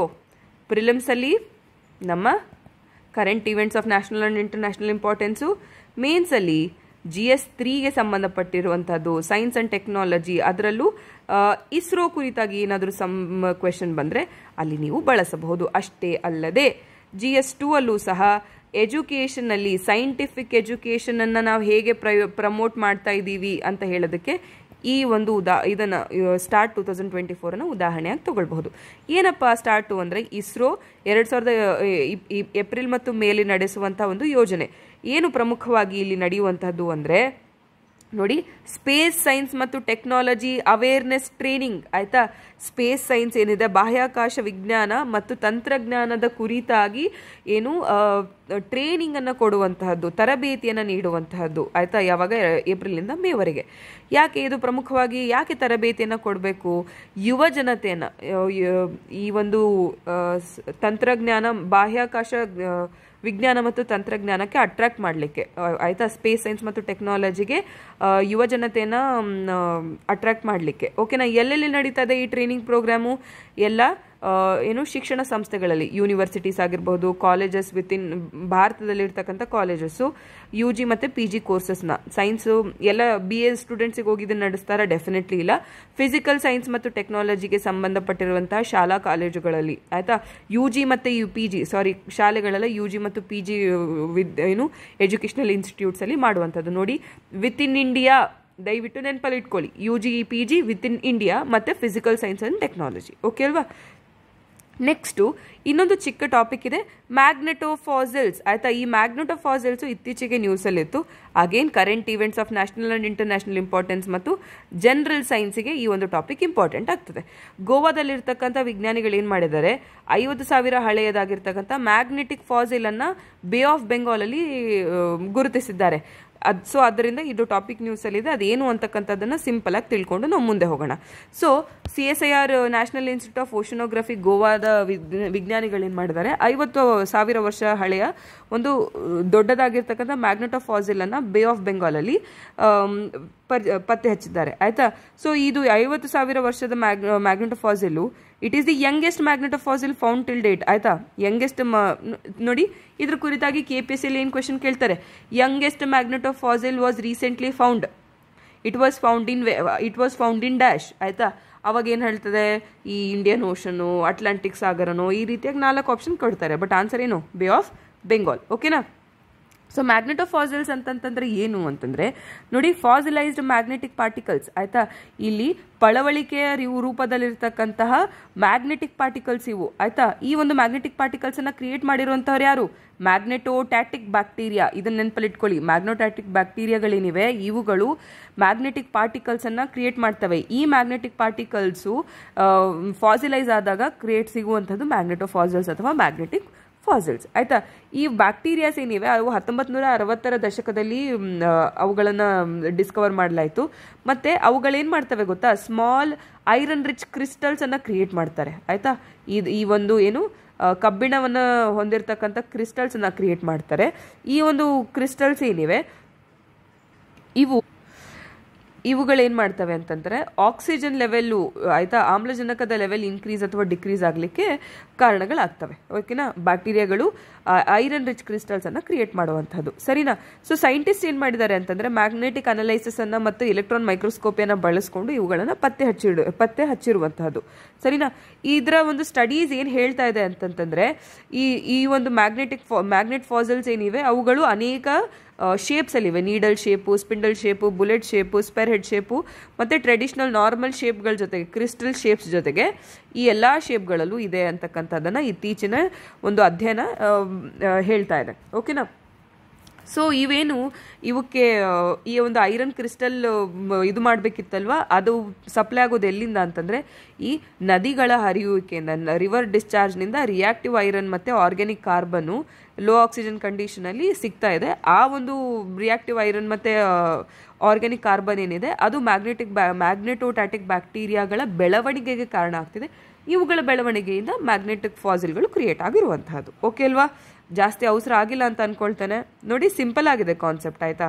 ಜಾಸ್ತಿ ನೀವು ಮೈಂಡಲ್ಲಿ ಇಟ್ಕೊಳ್ಳೋದೇನು, ಬೇ ಆಫ್ ಬೆಂಗಾಲಲ್ಲಿ ಸಿಕ್ತು, ಅವುಗಳಲ್ಲಿ ವೇರಿಯಸ್ ಶೇಪ್ಸ್ ಇರುತ್ತೆ, ಅವುಗಳಿಗೆ ಕಾರಣ ಯಾರು? ಮ್ಯಾಗ್ನೆಟೋಟೈಟಿಕ್ ಬ್ಯಾಕ್ಟೀರಿಯಾಗಳು ಅಷ್ಟೇ. ಓಕೆ ಅಲ್ವಾ? ನೆಕ್ಸ್ಟ್ ನೋಡೋಣ, world water day and United Nations world water development report 2024. ಯಾಕೆ ಈ ಟಾಪಿಕ್ ನಾವು ನೋಡಬೇಕು? ನೋಡಿ, ನೀರಿನ ಅಭಾವ, ವಾಟರ್ ಸ್ಕ್ಯಾರ್ಸಿಟಿ ಏನಿದೆ ತುಂಬ ಬಿಗ್ ಪ್ರಾಬ್ಲಮ್ ಆಗಿ ಅಕ್ರಾಸ್ ದಿ ಗ್ಲೋಬ್ ಪರಿಣಮಿಸಿದೆ. ಸೊ ಅದರಿಂದ ಇದು ಇಂಪಾರ್ಟೆಂಟ್ ಆಗ್ತದೆ. ಸೊ ಆಲ್ರೆಡಿ ಹೋದ್ವಾರ ನಾವು ನೋಡಿದ್ವಿ ವರ್ಲ್ಡ್ ವಾಟರ್ ಡೇ 2024 ಥೀಮ್ ಏನಿತ್ತು? ವಾಟರ್ ಫಾರ್ ಪೀಸ್, ನೆನಪಿದೆಯಾ? ಸೊ ಇದು ವರ್ಲ್ಡ್ ವಾಟರ್ ಡೇ ನಾವು ಆಲ್ರೆಡಿ ಡಿಸ್ಕಸ್ ಮಾಡಿದ್ವಿ ಮಾರ್ಚ್ 22, ಕರೆಕ್ಟ್ ಅಲ್ವಾ? ಸೊ ಈ ವರ್ಲ್ಡ್ ವಾಟರ್ ಡೇ ದಿನದಂದು ಯುನೈಟೆಡ್ ನೇಷನ್ಸ್ ಏನಿದೆ world water development report 2024 release ಮಾಡಿದೆ. ಸೊ ಈ ಒಂದು ರಿಪೋರ್ಟಿನ ಕುರಿತಾಗಿ ಕೆಲವೊಂದು ಅಂಶಗಳನ್ನು ನಾವು ನೋಡ್ತೇವೆ. ಸಿಲೆಬಸ್ಸಲ್ಲಿ ನಮಗೆ ಪ್ರಿಲಿಮ್ಸಿಗೆ current events of national and international importance plus environmental ಕನ್ಸರ್ವೇಷನ್ಗೆ ಇದು ಇಂಪಾರ್ಟೆಂಟ್ ಆಗ್ತದೆ, ಆಯಿತಾ? ನೆಕ್ಸ್ಟು ಮೇನ್ಸಲ್ಲಿ ನಮಗೆ GS 1ನಲ್ಲಿ ಎನ್ವಿರಾನ್ಮೆಂಟಲ್ ಜಿಯೋಗ್ರಫಿಗೂ ಇದು ಇಂಪಾರ್ಟೆಂಟ್ ಆಗ್ತದೆ. GS 3ಯಲ್ಲಿ ಎನ್ವಿರಾನ್ಮೆಂಟಲ್ ಕನ್ಸರ್ವೇಷನ್ನಿಗೂ ಇದು ಇಂಪಾರ್ಟೆಂಟ್ ಆಗ್ತದೆ, ಆಯಿತಾ? ನೆನಪಲ್ಲಿ ಇಟ್ಕೊಳ್ಳಿ. ಸೊ ನೋಡಿ, ಇಷ್ಟೊಂದು ಟಾಪಿಕ್ಸ್ ಇಂಪಾರ್ಟೆಂಟ್ ಆಗೋದ್ರಿಂದ ಈ ಒಂದು ಟಾಪಿಕನ್ನು ಹೆಚ್ಚು ಕೇರ್ಫುಲಿ ಗಮನ ಹರಿಸಿ ಕೇಳಬೇಕು ನೀವು. 2024 United Nations world water development report ಏನಿದೆ ಅದನ್ನು ರಿಲೀಸ್ ಮಾಡಿರುವಂಥವ್ರು ಯಾರು? ಯುನೆಸ್ಕೋ, ಆಯಿತಾ? ಯಾರ ಬದಲಾಗಿ? UN ವಾಟರಿನ ಬದಲಾಗಿ, ನೆನಪಲ್ಲಿ ಇಟ್ಕೊಳ್ಳಿ. ಅಥವಾ UN ವಾಟರಿನ ಪರವಾಗಿ ವರ್ಲ್ಡ್ ವಾಟರ್ ಡೇ ದಿನ ರಿಲೀಸ್ ಮಾಡಿರುವಂಥದ್ದು. ಸೊ ಈ ರಿಪೋರ್ಟ್ ಏನು ಹೇಳ್ತಾ ಇದೆ ಅಂತಂತಂದರೆ, ನೋಡಿ, ಸರಿಸುಮಾರು 70% ನೀರನ್ನು, ಯಾವ ಸಿಹಿ ನೀರನ್ನು ಯಾರು ಬಳಸ್ತಾ ಇದ್ದಾರೆ ಅಥವಾ ಯಾವ ಕ್ಷೇತ್ರ ಬಳಸ್ತಾ ಇದೆ? ನಮ್ಮ ಅಗ್ರಿಕಲ್ಚರ್, ಕೃಷಿ ಬಳಸ್ತಾ ಇದೆ. ಮತ್ತು ಈ ರೀತಿಯಾಗಿ ಉಂಟಾಗಿರ್ತಕ್ಕಂಥ ನೀರಿನ ಅಭಾವದಿಂದ ನೋಡಿ ಏನಾಗ್ತಿದೆ ಅಂತಂದರೆ, ಈ ಲೇಕ್ ಚಾಡ್ ಇದು ಎಲ್ಲಿದೆ ಅಂತಕ್ಕಂಥದ್ದನ್ನು ಕಮೆಂಟ್ ಸೆಕ್ಷನಲ್ಲಿ ತಿಳಿಸಿ. ಲೇಕ್ ಚಾಡ್ನಂತಹ ಕೆರೆಗಳು 90% ಆಲ್ರೆಡಿ ಬತ್ತಿ ಹೋಗಿವೆ. ಅಷ್ಟೇ ಅಲ್ಲದೆ ನೋಡಿ, ಕೇವಲ ನಾವೇನು ಮಾಡ್ತಾ ಇದ್ದೀವಿ, ಸರ್ಫೇಸ್ ವಾಟರ್ ಬಗ್ಗೆ ಜಾಸ್ತಿ ಫೋಕಸ್ ಮಾಡ್ತಾ ಇರೋದ್ರಿಂದ ಗ್ರೌಂಡ್ ವಾಟರ್, ಅಂತರ್ಜಲ ಅದರ ಕುರಿತಾಗಿ ಹೆಚ್ಚಾಗಿ ನಾವು ಗಮನವನ್ನು ಹರಿಸ್ತಾ ಇಲ್ಲ ಅಂತಕ್ಕಂಥದ್ದನ್ನು ರಿಪೋರ್ಟ್ ಹೈಲೈಟ್ ಮಾಡ್ತಾ ಇದೆ. ಅಷ್ಟೇ ಅಲ್ಲದೆ ನೋಡಿ, ನೀರು ನಮ್ಮ ಜಾಗತಿಕ ಒಂದು ಶಾಂತಿ ಮತ್ತು ಬೆಳವಣಿಗೆಗೆ ಪ್ರಮುಖವಾಗಿರ್ತಕ್ಕಂಥ ಒಂದು ಲಿಂಕೇಜ್ ಆಗಿದೆ ಅಥವಾ ಒಂದು ಕೊಂಡಿಯಾಗಿದೆ. ಹೇಗೆ ನೋಡಿ, ನೀರಿನ ಅಭಾವ ಏನಾಗ್ತಾ ಇದೆ ಅಂತಂದರೆ ಅನೇಕ ಪ್ರಾಬ್ಲಮ್ಗಳನ್ನು, ಲೋಕಲ್ ಕಾನ್ಫ್ಲಿಕ್ಟ್ಸನ್ನು ಕ್ರಿಯೇಟ್ ಮಾಡ್ತಾ ಇದೆ. ಎಕ್ಸಾಂಪಲ್ ಯಾವುದು? ನಮ್ಮ ಕರ್ನಾಟಕ ಮತ್ತು ತಮಿಳುನಾಡುವಿನ ಮಧ್ಯೆ ನಡೀತಾ ಇರ್ತಕ್ಕಂತಹ ಕಾವೇರಿ ಇಶ್ಯೂ, ಕರೆಕ್ಟ್ ಅಲ್ವಾ? ನೀರು ಕರೆಕ್ಟಾಗಿದ್ದರೆ ಕಾವೇರಿ ನೀರಿನ ಬಗ್ಗೆ ನಾವು ಯಾಕೆ ಜಗಳ ಆಡಬೇಕು? ಕರೆಕ್ಟ್ ಅಲ್ವಾ? ಕರೆಕ್ಟಾಗಿ ನೀರು ಅವೈಲೇಬಲ್ ಇದ್ದರೆ. ಅಷ್ಟೇ ಅಲ್ಲದೆ example Sahel region of Africa ಸಹ, ಓಕೆನಾ? So water scarcity is escalating local conflicts and also ಅದರಿಂದ ವಲಸೆ ಹೋಗ್ತಾ ಇದ್ದಾರೆ ಜನ. ಮೈಗ್ರೇಷನ್ಸ್ ಆರ್ ಟ್ರಿಗರಿಂಗ್, ಆಯಿತಾ? Migrations are triggered by water scarcity, ಆಯಿತಾ? ಇದರಿಂದ ಏನಾಗ್ತಿದೆ, ಹೊಸ ಪ್ಲೇಸಲ್ಲಿ ಹೋದತ್ರ ಅಲ್ಲಿ ಫುಡ್ ಸೆಕ್ಯೂರಿಟಿ, ಫುಡ್ಗಿನ ಕುರಿತಾಗಿರಬಹುದು, ಬೇರೆ ಬೇಸಿಕ್ ಕಮ್ಯುನಿಟೀಸ್ ಕುರಿತಾಗಿರಬಹುದು, ಸ್ಕ್ಯಾರ್ಸಿಟಿ ಕ್ರಿಯೇಟ್ ಆಗ್ತದೆ. ನೆಕ್ಸ್ಟ್ ನೋಡಿ, water is link to prosperity also. ನೋಡಿ, water is link to peace and prosperity ಅಲ್ವಾ? So water is link to conflicts also and water is link to peace and prosperity also. ಹೇಗೆ ನೋಡಿ, environmental sustainability maintain ಮಾಡಿದರೆ, ನೀರನ್ನು ಕರೆಕ್ಟಾಗಿ ಬಳಸ್ಕೊಂಡು ಅನೇಕ ಪ್ರಾಬ್ಲಮ್ಗಳು ಅಲ್ಲೇ ಸಾಲ್ವ್ ಆಗ್ತವೆ. ಅಷ್ಟೇ ಅಲ್ಲದೆ ಲೋ ಮತ್ತು ಮಿಡಲ್ ಇನ್ಕಮ್ ಕಂಟ್ರೀಸಲ್ಲಿ 70 to 80% ಆಫ್ ಎಂಪ್ಲಾಯ್ಮೆಂಟ್ ವಾಟರ್ ಮೇಲೆ ಬೇಸಿಸ್ ಮೇಲೆ ನಿಂತಿದೆ. ಯಾಕೆ ರೀ? ಭಾರತದಲ್ಲಿ ಸುಮಾರು 48% of the people are dependent on agriculture. ಕೃಷಿಗೆ ಪ್ರಮುಖವಾಗಿರ್ತಕ್ಕಂಥ ಒಂದು ಇನ್ಪುಟ್ ಯಾವುದು? ವಾಟರ್ ಅಲ್ವಾ? So definitely that is why employment, majority of employment relies on water. And then water plays a critical role in inclusivity ಮತ್ತು ಗರ್ಲ್ಸ್ ಮತ್ತು women's education. ಪ್ರತಿಯೊಂದಕ್ಕೂ ನೀರು ಬೇಕೇ ಬೇಕು ಅಲ್ವಾ? ಸೊ ನೀರನ್ನು ಕರೆಕ್ಟಾಗಿ ಬಳಕೆ ಮಾಡಿದರೆ ಇವೆಲ್ಲವೂ ಆಟೋಮೆಟಿಕ್ಲಿ ಇನ್ಕ್ರೀಸ್ ಆಗ್ತದೆ ಅಂತ ಹೇಳಿ ರಿಪೋರ್ಟ್ ಹೇಳ್ತಾ ಇರುವಂಥದ್ದು. ಅಷ್ಟೇ ಅಲ್ಲದೆ SDG 6 ಸಸ್ಟೈನಬಲ್ ಡೆವಲಪ್ಮೆಂಟ್ ಗೋಲ್ 6 ಯಾವುದು? ವಾಟರ್ ಫಾರ್ ಆಲ್ ಅಲ್ವಾ? ಸೊ ಆ ವಾಟರ್ ಫಾರ್ ಆಲ್ ಎಲ್ಲರಿಗೂ ಸಿಗ್ತಾ ಇದೆಯಾ? ಇಲ್ಲ. 2030 ಅಚೀವ್ ಮಾಡಬೇಕು ಅಂತ ಹೇಳ್ತಾ ಇದ್ವಿ. ಬಟ್ ಇವಾಗ ಏನಾಗ್ತಾ ಇದೆ, ಜಗತ್ತಿನ ಅರ್ಧ ಜನಸಂಖ್ಯೆಗೆ ನೀರೇ ಇಲ್ಲ. They are facing significant water crisis ಅಥವಾ ಸ್ಕ್ಯಾರ್ಸಿಟಿ ಆನ್ಯುವಲಿ, ಓಕೆನಾ? ಈ ರಿಪೋರ್ಟ್ ಹೇಳ್ತಾ ಇರೋದು. ಅಷ್ಟೇ ಅಲ್ಲದೆ ವಾಟರ್ ಪ್ರಾಸ್ಪೆರಿಟಿ ಪ್ಯಾರಾಡಾಕ್ಸ್ ಏನು ಅಂತಂತಂದರೆ, ಕೇವಲ ಹಣ ಇರುವಂಥ ರಾಷ್ಟ್ರಗಳು ಮತ್ತು ಹಣ ಇರುವಂಥ ಜನರಿಗೆ ಮಾತ್ರ ವಾಟರ್ ಅವೈಲಬಿಲಿಟಿ ಸಿಗ್ತಾ ಇದೆ ಅಂತಕ್ಕಂತಹದ್ದು, ಸರಿ ಅಲ್ವಾ? ಸೊ ಅದು ತಪ್ಪು ಅಂತ ಹೇಳಿ, ಓಕೆನಾ? ನೆಕ್ಸ್ಟ್ ನೋಡಿ, ಇದೆಲ್ಲ ಪ್ರಾಬ್ಲಮ್ಸ್ ಇದೆ ಅಂತ ಹೇಳಿ ಈ ರಿಪೋರ್ಟ್ ಹೇಳ್ತಾ ಇದೆ ಅಲ್ವಾ, ಅದ್ರ ಜೊತೆಗೆ ಸೊಲ್ಯೂಷನ್ಸ್ ಅನ್ನು ಸಹ ಕೊಡ್ತಾ ಇದೆ. ಏನು ರೆಕಮೆಂಡೇಶನ್ಸ್ ಅನ್ನ ಕೊಡ್ತಾ ಇದೆ? ಫಸ್ಟ್ ಆಫ್ ಆಲ್ ನೋಡಿ, it highlights the sustainable water resource management, ಆಯ್ತಾ? ನೀರಿನ ಸೋರ್ಸಸ್ ಅನ್ನ ಸಸ್ಟೈನಬಲಿ ಮ್ಯಾನೇಜ್ ಮಾಡಬೇಕು, that should be the priority ಅಂತ ಹೇಳ್ತಾ ಇದೆ. ಅಷ್ಟೇ ಅಲ್ಲದೆ ನೋಡಿ, ನಮ್ಮ ಈ ಒಂದು ವಾಟರ್ ರಿಲೇಟೆಡ್ ಕನ್ಸರ್ವೇಷನ್ ಮೆಷರ್ಸ್ ಏನಿದೆ ಅದರಲ್ಲಿ ಪ್ರೈವೇಟ್ ಇನ್ವೆಸ್ಟ್ಮೆಂಟು ಸಹ ಜಾಸ್ತಿ ಆಗಬೇಕು. ಯಾಕೆ? Universal water access by 2023 SDG 6 ಅನ್ನು ಅಚೀವ್ ಮಾಡಬೇಕು ಅಂತಂತಂದರೆ ಪ್ರೈವೇಟ್ ಇನ್ವೆಸ್ಟ್ಮೆಂಟ್ ಬೇಕು ಈ ಒಂದು ಸೆಕ್ಟರಲ್ಲಿ ಅಂತ ಹೇಳ್ತಾ ಇದೆ. ಅಷ್ಟೇ ಅಲ್ಲದೆ ನೋಡಿ, ಇಂಡಸ್ಟ್ರೀಸ್ ಏನಿವೆ ಅವುಗಳು ವಾಟರ್ ಯೂಸೇಜನ್ನು ಪ್ರೊಡಕ್ಷನ್ನ ಸೆಪರೇಟ್ ಮಾಡಬೇಕು, ಆಯಿತಾ? ಫ್ರಮ್ ಪ್ರೊಡಕ್ಷನ್ಸಲ್ಲಿ ಸೆಪರೇಟ್ ಮಾಡಬೇಕು. ಅಂದರೆ ನೋಡಿ, ಫಾರ್ ಎಕ್ಸಾಂಪಲ್ ಟಾಟಾ ಕೆಮಿಕಲ್ಸ್ ಏನಿದೆ ಅದು ಗ್ರೌಂಡ್ ವಾಟರ್ ಯೂಸೇಜನ್ನು ಅಂದರೆ ಅಂತರ್ಜಲವನ್ನು ಬಳಸೋದನ್ನು ಸಬ್ಸ್ಟ್ಯಾನ್ಷಿಯಲಿ ಕಡಿಮೆ ಮಾಡಿದೆ. ಹೇಗೆ ಕಡಿಮೆ ಮಾಡಿದೆ? ತನ್ನ ವಾಟರ್ನ ರೀಸೈಕಲ್ ಮಾಡಿ ಮತ್ತು ಎಫಿಷಿಯೆಂಟಾಗಿ ಮ್ಯಾನೇಜ್ ಮಾಡಿ, ಓಕೆನಾ? ಸೊ ಅದನ್ನು ಎಕ್ಸಾಂಪಲ್ ಆಗಿ ನೀವು ಬಳಸಬಹುದು. ಅಷ್ಟೇ ಅಲ್ಲದೆ ನೋಡಿ, ಇಂಟರ್ನ್ಯಾಷನಲ್ ಕೋಆಪರೇಷನ್ ಹೆಚ್ಚು ಮಾಡಬೇಕು ಅಂತಂದರೆ ಜಾಗತಿಕವಾಗಿ ಎಲ್ಲರೂ ಸಹ ಇದರಲ್ಲಿ ಸಹಭಾಗಿತ್ವವನ್ನು ಕಾಣಿಸ್ಬೇಕು ಇದು ವಾಟರ್ ರಿಲೇಟೆಡ್ ಕನ್ಸರ್ವೇಷನಲ್ಲಿ.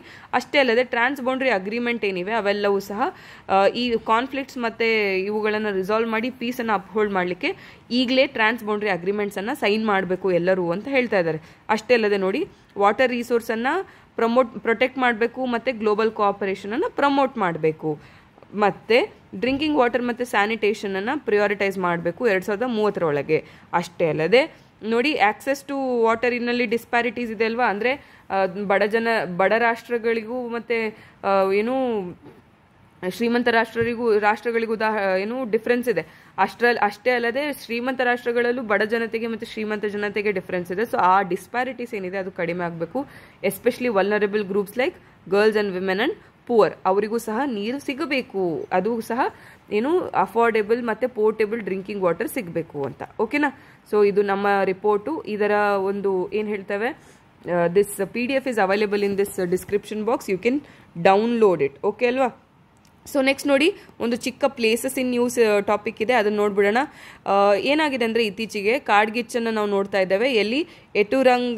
ಎಟೂರ್ ನಗರಂ ಮತ್ತು ಅಮ್ರಾಬಾದ್ ವೈಲ್ಡ್ ಲೈಫ್ ಸ್ಯಾಂಚುರೀಸಲ್ಲಿ, ಓಕೆನಾ? ಇವೆರಡು ಇರ್ತಕ್ಕಂಥದ್ದು ಎಲ್ಲಿ?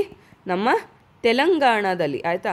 ಸೊ ನಾವು ಈ ಪ್ಲೇಸಸ್ ಇನ್ ನ್ಯೂಸ್ ಮಾತ್ರ ನೋಡೋಣ. ತೆಲಂಗಾಣದಲ್ಲಿ ಫಾರೆಸ್ಟ್ ಫೈರ್ಸನ್ನು ನಾವು ಗಮನಿಸ್ತಿದ್ದೇವೆ. ಎಲ್ಲಿ? ತಡ್ವೈ ರೀಜನ್ನಲ್ಲಿ, ಆಯಿತಾ? ಎಟೂರ್ ನಗರಂ ಮತ್ತು ಅಮರಾಬಾದ್, ಓಕೆನಾ? ಸೊ ಈ ಎಟೂರ್ ನಗರಂ ವೈಲ್ಡ್ ಲೈಫ್ ಸ್ಯಾಂಚುರಿ ಏನಿದೆ ಇದು ವಾರಂಗಲ್ ಹತ್ರ ಇದೆ, ಆಯಿತಾ? ತೆಲಂಗಾಣದಲ್ಲಿ. ಮತ್ತು ಮಧ್ಯಪ್ರದೇಶ, ಮಹಾರಾಷ್ಟ್ರ, ಆಂಧ್ರ ಪ್ರದೇಶಕ್ಕೆ ಬಾರ್ಡರಲ್ಲಿ ನೆಲೆಸಿರುವಂಥದ್ದು, ಆಯಿತಾ? ಸೊ ನೋಡಿ, 4 ಸ್ಟೇಟ್ಸಿನ ಬಾರ್ಡರಲ್ಲಿ ಇರುವಂಥದ್ದು ನೆನಪಲ್ಲಿಟ್ಕೊಳ್ಳಿ: ತೆಲಂಗಾಣ, ಮಧ್ಯಪ್ರದೇಶ, ಮಹಾರಾಷ್ಟ್ರ, ಆಂಧ್ರ ಪ್ರದೇಶ. ಇಲ್ಲಿ ಹರಿಯುವಂಥ ನದಿಗಳು ಯಾವುದು? ದಯ್ಯುಂ ವಾಗು ಮತ್ತು ಗೋದಾವರಿ. ನೆನಪಲ್ಲಿಟ್ಕೊಳ್ಳಿ, ದಯ್ಯುಂ ವಾಗು ಮತ್ತು ಗೋದಾವರಿ.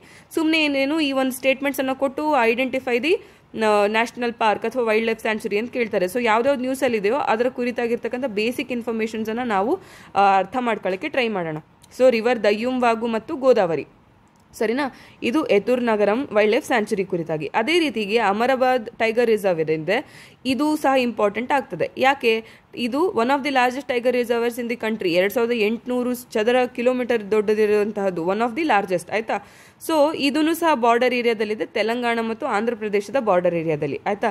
ನಲ್ಲಮಲ ಹಿಲ್ಸಿನಲ್ಲಿರುವಂಥದ್ದು, ನಲ್ಲಮಲ ಬೆಟ್ಟಗಳ ಹತ್ತಿರ ಇರುವಂತಹದ್ದು ಅಮರಾಬಾದ್ ಟೈಗರ್ ರಿಸರ್ವ್, ನೆನಪಲ್ಲಿಟ್ಕೊಳ್ಳಿ.